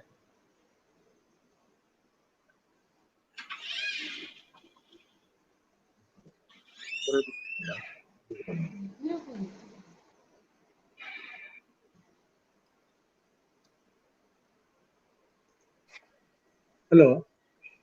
ಹಲೋ, ಕೇಳಿ ಗಣೇಶ್ ಸರ್. ಡಾಕ್ಟ್ರೆ, ನಮ್ಮ ಪದ್ಮಾರ್ಜಿ, ನಮ್ಮ ಭಾರತ 1947ರಲ್ಲಿ ಸ್ವಾತಂತ್ರ್ಯ ತಗೊಳ್ತು. ನೀವು ಯೋಗಿ ಅರವಿಂದ್ರನ್ನ ನೆನೆಸ್ಕೊಂಡು ಹೇಳಿದ್ರಿ ಗ್ಲೋರಿ ಆಫ್ ದ ಪಾಸ್ಟ್, ಅದು ಇಂಪಾರ್ಟೆಂಟ್ ಅಂತ. ಆದ್ರೆ ಸ್ವಾತಂತ್ರ್ಯ ನಂತರದಲ್ಲಿ ನಾವು ಅದಕ್ಕೆ ಹೆಚ್ಚು ಮಹತ್ವ ಕೊಡದೇ ಇರೋದ್ರಿಂದ ನಮ್ಮ ದೇಶ ಈ ಪರಿಸ್ಥಿತಿಯಲ್ಲಿ ಇದೆಯಾ ಅಂತ. ಇವತ್ತು ನಾವು ಈ ವೆಬ್ ಸೆಮಿನಾರ್ ಯಾಕೆ ಮಾಡ್ತಾ ಇದೀವಿ ಅಂತಂದ್ರೆ, ನಮ್ಮ ದೇಶದಲ್ಲಿ ಆ ಸ್ವಾತಂತ್ರ್ಯ ನಂತರದಲ್ಲಿ ದೇಶದ ಗ್ಲೋರಿಯ ಬಗ್ಗೆ ನಾವು ಹೆಚ್ಚು ಗಮನ ಕೊಡ್ಲಿಲ್ಲ ಅಂತ ಶಿಕ್ಷಣದಲ್ಲಿ ಅಂತ ಅನ್ಸುತ್ತೆ. ಹಾಗಾಗಿ ಇವತ್ತು ಮತ್ತೊಮ್ಮೆ ನಾವು ಎಲ್ಲರಿಗೂ ಹೇಳ್ಬೇಕಾದ ಪರಿಸ್ಥಿತಿ ಬಂದಿದೆ ಅನ್ಸುತ್ತೆ. ಅದ್ರ ಬಗ್ಗೆ ತಮ್ಮ ಅಭಿಪ್ರಾಯ? ಅದೇ, ಶಿಕ್ಷಣದಲ್ಲಿ ಇದರದ್ದು ಅಂಶಗಳು ಒಳಗೊಳ್ಬೇಕಿತ್ತು. ನಮ್ಮ ದುರದೃಷ್ಟದಿಂದಾಗಿ ಆ ತರಹದ ವ್ಯವಸ್ಥೆಯನ್ನು ನಾವು ನೋಡ್ಲಿಕ್ಕೆ ಆಗ್ಲಿಲ್ಲ. ಒಂದಷ್ಟು ಸೇರ್ಕೊಂಡಿದೆ, ಇಲ್ಲ ಅಂತಲ್ಲ. ಈಗ ನೀವು ಸೆಂಟ್ರಲ್ ಸಿಲೆಬಸ್ ನೋಡಿದ್ರು, ಭಾರತದ ಯಾವುದೇ ಟೆಕ್ಸ್ಟ್ ಬುಕ್ ಅಲ್ಲೂ ಭಾರತದ ವಿಜ್ಞಾನಿಗಳನ್ನ ಪೂರ್ತಿ ಮರೆತು ಬಿಟ್ಟಿದ್ದೇವೆ ಅಂತ ಇಲ್ಲ, ಆದ್ರೆ ಉಲ್ಲೇಖ ಕಡಿಮೆ ಅಂತ ಇದೆ. ಅದಕ್ಕೆ ಎಷ್ಟು ಪ್ರಯಾರಿಟಿ ಕೊಡ್ಬೇಕಿತ್ತು ಅಷ್ಟು ಕೊಟ್ಟಿಲ್ಲ. ವಿದೇಶದ ವಿಜ್ಞಾನಿಗಳನ್ನ ಪುಟಗಟ್ಲೆ ನಾವು ಸ್ಮರಿಸಿ ಬರೆಯುವ ಹೊತ್ತಲ್ಲಿ ನಮ್ಮ ವಿಜ್ಞಾನಿಗಳನ್ನು ಅಲ್ಲಿ ಅದನ್ನ ಕಲಿಸ್ಕೊಡುವಂತ ಪ್ರಯತ್ನವನ್ನು ನಾವು ಮಾಡೇ ಇಲ್ಲ. ಉಲ್ಲೇಖ ಬಹಳ ಚಿಕ್ಕ ಪ್ರಮಾಣದಲ್ಲಿ ಆಗಿದೆ. ಕೆಲವರಂತೂ ಅನ್ನೋನ್ ಅಂದ್ರೆ ಭಾಸ್ಕರಾಚಾರ್ಯ ಯಾರು ಅಂತ ಕೇಳಿದ್ರೆ ನಮ್ಮ ಮಕ್ಕಳಿಗೆ ಇವತ್ತು ಗೊತ್ತೇ ಇಲ್ಲದ ಸ್ಥಿತಿ ಇದೆ. ಆರ್ಯಭಟ್ಟನೆಲ್ಲ ಹೆಸರು ಇಟ್ಟಿದ್ದೀವಿ, they are very popular. Aryabhata popular ಅಥವಾ ಕೆಲವು ವಿಜ್ಞಾನಿಗಳು ಪಾಪ್ಯುಲರ್ ಆಗಿದ್ದಾರೆ. ಲೆಸ್ಸರ್ ನೋನ್ ಅಂತ ಇದೆ, ಅಂದ್ರೆ ಅವ್ರನ್ನು ಬೆಳಕಿಗೆ ಇನ್ನೂ ತಂದಿಲ್ಲ. ಆ ತರುವ ಪ್ರಯತ್ನವನ್ನ ನಮ್ಮ ಸರ್ಕಾರ ಮಾಡಬೇಕು. ನಮ್ಮ ನೀವು ಆಗ್ಲೇ ಹೇಳಿದಾಗೆ ಪಠ್ಯ ಪುಸ್ತಕಗಳ ವ್ಯವಸ್ಥೆಗಳು ಮಾಡಬೇಕು. ನಾವು ಯಾವತ್ತೂ ಆಶಾವಾದಿಗಳಾಗಿರೋಣ, ಒಂದಲ್ಲ ಒಂದಿನ ಆಗತ್ತೆ ಅಂತ. ಈಗ ನರೇಂದ್ರ ಮೋದಿ ಅವರ 2ನೇ ಟರ್ಮ್ ಅಲ್ಲೂ ಕೂಡ ಆತರ ದೊಡ್ಡ ಪ್ರಯತ್ನಗಳೇನು ಆಗ್ತಾ ಇಲ್ಲ.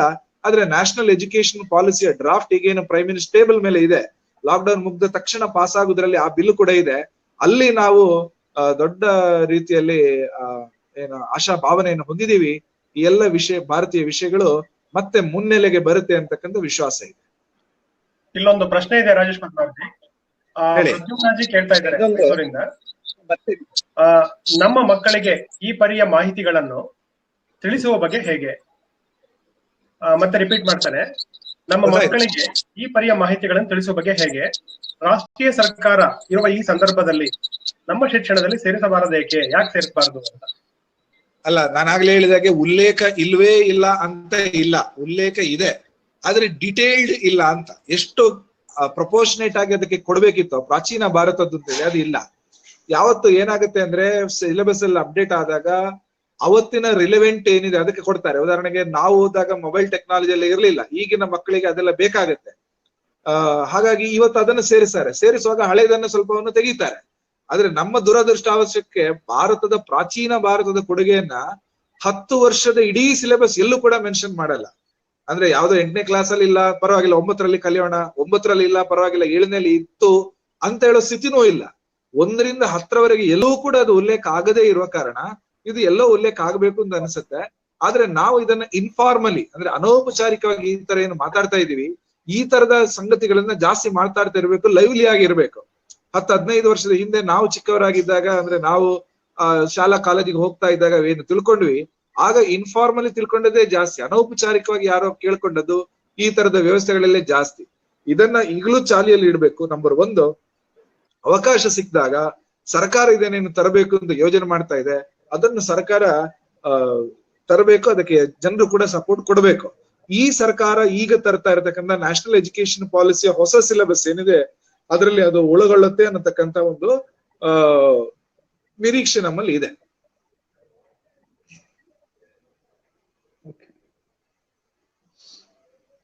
ಇನ್ನೊಂದು ಮತ್ ನೀವು ಯೋಗಿ ಅರವಿಂದರ್ನ ಜ್ಞಾಪಿಸ್ಕೊಂಡ್ರಿ, ಹಾಗೆ ವಿವೇಕಾನಂದರು ಕೂಡ ನನಗೆ 100 ಜನ ಯುವಕರನ್ನ ಕೊಡುವಂತ ಕರೆ ಕೊಟ್ಟಿದ್ರು. ಅದ್ರ ಬಗ್ಗೆ ಒಂದಷ್ಟು ವಿವೇಕಾನಂದರ ಬಗ್ಗೆ ಮತ್ತೆ ನಮ್ಮ ಯುವಕರಿಗೆ ಇವತ್ತಿನ ಬಗ್ಗೆ ತಮ್ಮ ಬಾಯಿಂದ 4 ಮಾತು ಬರ್ಲಿ ಅಂತ. ಯಾಕಂದ್ರೆ ವಿವೇಕಾನಂದರನ್ನ ಜ್ಞಾಪಿಸ್ಕೊಳ್ಳೋದಿದ್ರೆ ಖಂಡಿತ ಆಕ್ಚುಲಿ ವಿವೇಕಾನಂದರು ಹೇಳಿದ್ರು 100 ಯುವಕರನ್ನ ಕೊಡಿ ಅಂತ. ಅದು ಕಾಂಟೆಕ್ಸ್ಟ್ ಬೇರೆ. ಅವರು ಅಮೆರಿಕಕ್ಕೆ ಹೋಗಿ 1893 ಭಾಷಣ ಮಾಡಿ ವಾಪಸ್ ಭಾರತಕ್ಕೆ ಬಂದಾಗ ಈ ವಾಸ್ ವೆರಿ ಪಾಪ್ಯುಲರ್, ಸಿಕ್ಕಾಬಟ್ಟೆ ಪಾಪ್ಯುಲರ್ ಆಗಿದ್ರು. ಚೆನ್ನೈಯಲ್ಲಿ ಒಂದು ಸಭೆಯಲ್ಲಿ ಮಾತಾಡ್ತಾ ಒಬ್ಬ ಯುವಕ ಪ್ರಶ್ನೆ ಕೇಳ್ತಾರೆ ವಿವೇಕಾನಂದರಿಗೆ, ಸ್ವಾಮಿ ನೀವು ಇಷ್ಟು ಪಾಪ್ಯುಲರ್ ಇದ್ದೀರಿ, ಭಗವಂತನನ್ ಬಿಟ್ರೆ after God you are the most popular person in India, ಹಾಗಾಗಿ ನೀವು ಯಾಕೆ ಸ್ವಾತಂತ್ರ್ಯ ಸಂಗ್ರಾಮಕ್ಕೆ ಲೀಡರ್ಶಿಪ್ ಕೊಡಬಾರ್ದು? ನಿಮ್ಗೆ ಇಂಗ್ಲಿಷ್ ಗೊತ್ತು, ನೀವು ಅಮೆರಿಕಕ್ಕೆ ಹೋಗಿದ್ರಿ, ಇಂಗ್ಲೆಂಡ್ಗೆ ಹೋಗಿದ್ರಿ, ನೀವು ಬ್ರಿಟಿಷ್ ಅಧಿಕಾರಿಗಳ ಜೊತೆ ಮಾತಾಡಬಲ್ರಿ, ನಿಮ್ಮ ಸಾಹಿತ್ಯ ಎಲ್ಲ ಕ್ರಾಂತಿಕಾರಿಗಳಲ್ಲಿ ಸಿಗುತ್ತೆ, ನೀವು ಸುಮ್ಮನೆ ಅದು ಇದು ಅಂತ ಹೇಳಿ ಕೇವಲ ಭಾಷಣ ಮಾಡಿ ಓಡಿದ್ರೆ ಸಾಕ, why can't you lead the freedom movement ಅಂತ ಪ್ರಶ್ನೆ ಕೇಳ್ತಾರೆ ಯುವಕ. ಆಗ ವಿವೇಕಾನಂದ ಹೇಳ್ತಾರೆ, ನಿನಗೆ ಸ್ವಾತಂತ್ರ್ಯ ಬೇಕಾ? Do you want freedom? I will get you the freedom by dawn. ನಾಳೆ ಬೆಳಿಗ್ಗೆ ಸೂರ್ಯೋದಯಕ್ಕಿಂತ ಮುಂಚೆ ನಾನು ನಿಮಗೆ ಸ್ವಾತಂತ್ರ್ಯ ತಂದು ಕೊಡ್ತೀನಿ. But where are the men to digest it? ಇರತಕ್ಕಂಥ ಸ್ವಾತಂತ್ರ್ಯವನ್ನ ಉಳಿಸ್ಕೊಳ್ತಕ್ಕಂಥ ಯುವಕರು ಎಲ್ಲಿದ್ದಾರೆ? ನಂಗೆ 100 ಯುವಕರನ್ನ ಕೊಡಿ, ಗಿವ್ ಮಿ 100 ಯೂತ್. ಎಂತ ಯುವಕರು? ಅವ್ರು ಹೇಳ್ತಾರೆ, with the muscles of iron, with the nerves of steel, ಉಕ್ಕಿನ ಸ್ನಾಯುಗಳು, ಕಬ್ಬಿಣದ ಮಾಂಸಖಂಡಗಳು, with the will power like thunder, ಸಿಡಿಲಂತ ಇಚ್ಛಾಶಕ್ತಿ ಇರುವ 100 ಮಂದಿಯನ್ನು ಕೊಡಿ. I will get you the freedom. ನಾನು ಭಾರತಕ್ಕೆ ಸ್ವಾತಂತ್ರ್ಯ ತಂದು ಕೊಡ್ತೇನೆ. I will change the destiny of this nation ಅಂತ ಅವರು ಹೇಳ್ತಾರೆ. ಹಾಗೆ ಆ 100 ಯುವಕರು ವಿವೇಕಾನಂದರಿಗೆ ಸಿಗ್ಲಿಲ್ಲ, ಅವರು ಸ್ವಾತಂತ್ರ್ಯ ಸಮರದಲ್ಲೂ ಬರಲಿಲ್ಲ, ಆದ್ರೆ ಅವರ ಪ್ರೇರಣೆಯಿಂದ ಮುಂದುವರೆದಿತ್ತು. ಅಂದ್ರೆ ಅವ್ರು ಹೇಳಿದ 100 ಯುವಕರ ಕಾಂಟೆಕ್ಸ್ಟ್ ಬೇರೆ ಇದೆ. ಆದ್ರೆ ಸರಿ. ಜಗತ್ತಿನಾದ್ಯಂತ ಭಾರತೀಯರಿಗೆ ಭಾರತದ ಬಗ್ಗೆನೆ ಒಂದು ತಿರಸ್ಕಾರ ಇದ್ದಂತಹ ಸಂದರ್ಭದಲ್ಲಿ ಭಾರತವನ್ನ ಹೆಮ್ಮೆ ಪಡುವ ರೀತಿಯಲ್ಲಿ ಅವರು ರಾಷ್ಟ್ರೀಯ ಅಸ್ಮಿತೆಯನ್ನ, ಭಾರತವನ್ನ ಪೂಜೆ ಮಾಡಿ ಅಂತ ಕರೀತಾರೆ. ದಕ್ಷಿಣ ಭಾರತದ ಅನೇಕ ಕಡೆ ಜಾತಿ ಪದ್ಧತಿ ಬೇರೆ ಬೇರೆ ಅಂಶಗಳ ಮೂಲಕ ಸಮಾಜದಲ್ಲಿ ಭಿನ್ನತೆ ಇದ್ದಾಗ ಅವ್ರು ಹೇಳ್ತಾ ಇದ್ರು, 100 ದೇವತೆಗಳನ್ನ ಪೂಜೆ ಮಾಡೋ ಬದಲು, ಬೇರೆ ಬೇರೆ ದೇವತೆಗಳನ್ನ ಪೂಜೆ ಮಾಡೋ ಬದಲು ಆ ದೇವತೆಗಳನ್ನ ಗಂಟು ಮೂಟೆ ಕಟ್ಟಿ ಸಮುದ್ರಕ್ಕೆ ಬಿಸಾಡಿ, but worship mother India, Bharat ಮಾತೆಯನ್ನ ಪೂಜೆ ಮಾಡಿ ಅಂತ ಅವ್ರು ಹೇಳ್ತಾ ಇದ್ರು. ಅಂದ್ರೆ ಭಾರತೀಯರಿಗೆ ಭಾರತದ ಬಗ್ಗೆ ಕೀಳರಿಮೆನೆ ತುಂಬಿದ್ದಂತ ಟೈಮಲ್ಲಿ ಭಾರತೀಯರನ್ನ ಅಮೃತಸ್ಯ ಪುತ್ರ, ನೀವು ಅಮೃತ ಸಮಾನ ಪುತ್ರರು ಅಂತ ಈ ತರ ಆತ್ಮವಿಶ್ವಾಸದಿಂದ ಬಡಿದೆಬ್ಬಿಸೋ ಕೆಲಸವನ್ನ ಅವ್ರು ಮಾಡ್ತಾರೆ. ಆ ಪ್ರೊಸೆಸ್ ಅನ್ನೇ ಅರವಿಂದ್ರು, ನಂತರ ಡಾಕ್ಟರ್ ಸರ್ವಪಳ್ಳಿ ರಾಧಾಕೃಷ್ಣನ್, ಬೇರೆ ಬೇರೆಯವರು ಮುಂದುವರಿಸ್ತಾರೆ. Okay sir, thank you sir. Over to doctor Joshi. Chat box ಅಲ್ಲಿ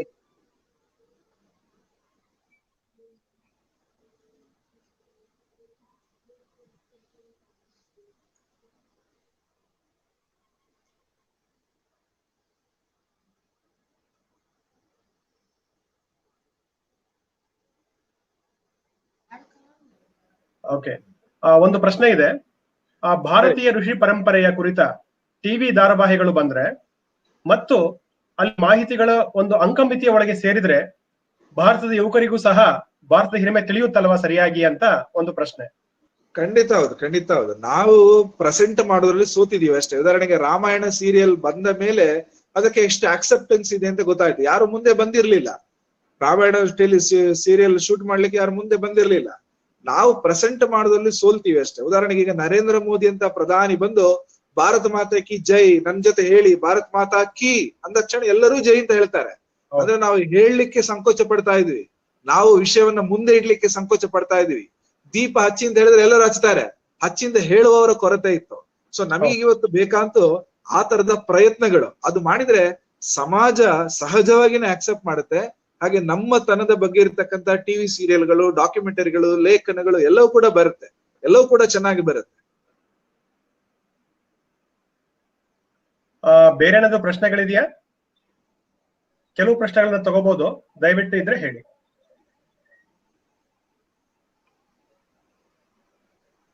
ಓಕೆ, ಇಲ್ಲೊಂದು ಪ್ರಶ್ನೆ ಇದೆ, ನಾನು ಬರ್ಕೊಂಡಿದ್ದೇನೆ.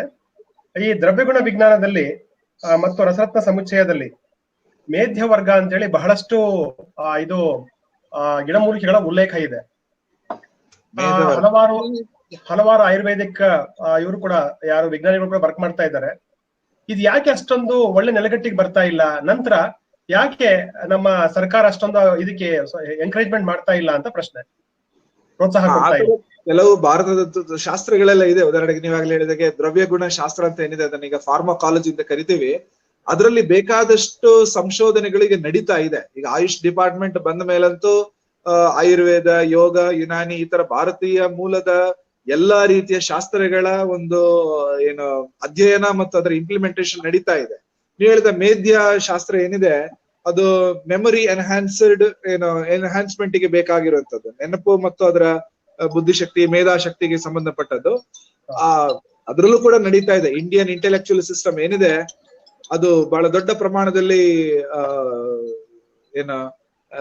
World wide non. ಉದಾಹರಣೆಗೆ ವಿಶ್ವೇಶ್ವರಯ್ಯನವರು ಇರ್ಬೋದು, ಶ್ರೀನಿವಾಸ್ ರಾಮಾನುಜನ್ ಇರ್ಬೋದು, ಇತ್ತೀಚೆಗಿನ ಅವರ ಐಕ್ಯವನ್ನ ತಲುಪುವಂತಹ ಬ್ರೈನ್ಗಳೇ ಸಿಕ್ಕಿಲ್ಲ ಅಂತ ಹೇಳ್ತಾರೆ. ಅಂದ್ರೆ ಅದರ ನೆನಪು ಇಷ್ಟು ಶತಾಯುಷಿ ಆಗಿದ್ರು ಕೂಡ ಅವರ ನೆನಪು ಇರ್ಬೋದು. ಹಾಗೇನೆ ಭಾರತದ ಆ ಮೇಧಾಶಕ್ತಿ ಈಗ ಜಗತ್ತಿನ ಅಥವಾ ನೀವು ಅಮೆರಿಕದ ಸಾಫ್ಟ್ವೇರ್ ಇಂಜಿನಿಯರ್ ತಗೊಂಡು ನೋಡಿದ್ರೆ 36% ದೇ ಆರ್ ಇಂಡಿಯನ್ಸ್. ಅಲ್ಲಿನ ನೀವು ವೈದ್ಯರನ್ನು ನೋಡಿದ್ರೆ 39% ಆರ್ ಇಂಡಿಯನ್ಸ್. ನೀವು ಗಲ್ಫ್ ಕಂಟ್ರಿಯ ಎಲ್ಲಾ ಹುದ್ದೆಗಳನ್ನು ನೋಡಿದ್ರೆ ಮೋರ್ ದ್ಯಾನ್ 40% ಆರ್ ಇಂಡಿಯನ್ಸ್. ಆಸ್ಟ್ರೇಲಿಯಾದಲ್ಲಿ ದೊಡ್ಡ ದೊಡ್ಡ ಹುದ್ದೆಯಲ್ಲಿ ಇರುವವರೆಲ್ಲ ಭಾರತೀಯರೇ. ನಾಸಾ ವಿಜ್ಞಾನಿಗಳಲ್ಲಿ 32% ಇಂಡಿಯನ್ಸ್ ಇದ್ದಾರೆ. ಜಗತ್ತಿನ ಅತ್ಯಂತ ಗ್ಲೋಬಲ್ ಫೋರಮ್ಗಳನ್ನ ಲೀಡ್ ಮಾಡ್ತಾರೆ. ಈಗ ಗೂಗಲ್ ಸುಂದರ್ ಪಿಚೈ ಯಾರು? ಭಾರತೀಯ. ಮೈಕ್ರೋಸಾಫ್ಟ್ ನ ಸತ್ಯ ನಾಡೆಲ್ಲ ಯಾರು? ಭಾರತೀಯರು. ಪೆಪ್ಸಿಕೋದಲ್ಲಿ ಇಂದಿರಾ ನೂಯಿ ಇದ್ದಾರೆ, ಯಾರು? ಭಾರತೀಯರು. ಈವನ್ ಟ್ರಂಪ್ ಕೌನ್ಸಿಲೇಟ್ ಅಲ್ಲೂ ಕೂಡ ಅವರ ಆಡಳಿತ ಮಂಡಳಿಯಲ್ಲಿ ಕೂಡ ಎಷ್ಟೋ ಭಾರತೀಯರು ಇದ್ದಾರೆ. ಅಂದ್ರೆ ಭಾರತದ ಮೇಧಾಶಕ್ತಿ ಏನಿದೆ, ಇಂಟೆಲೆಕ್ಚುಯಲ್ ಎಬಿಲಿಟಿ ಏನಿದೆ, ಅದನ್ನ ಸರಿಗಟ್ಲಿಕ್ಕೆ ಸಾಧ್ಯನೇ ಇಲ್ಲ. ಯಾಕೆಂದ್ರೆ ಅದಕ್ಕೊಂದು ಶಾಸ್ತ್ರ ಇದೆ, ಶಾಸ್ತ್ರೀಯ ಹಿನ್ನೆಲೆ ಇದೆ. ಅದನ್ನ ಅಭ್ಯಾಸ ಮಾಡ್ಲಿಕ್ಕೋಸ್ಕರ ಬೇರೆ ಬೇರೆ ಶಾಸ್ತ್ರಗಳಿದೆ. ಅದನ್ನ ಮತ್ತೆ ಪುನರ್ಜೀವನ ಮಾಡ್ಕೋಬೇಕು. ಆ ಪ್ರೊಸೆಸ್ ಅಲ್ಲಿ ಇದ್ದಾರೆ. ಬೇರೆ ಏನಾದ್ರು ಪ್ರಶ್ನೆಗಳಿದೆಯಾ ಯಾರಿಗಾದ್ರು? ಗಣೇಶ್ ಜಿ?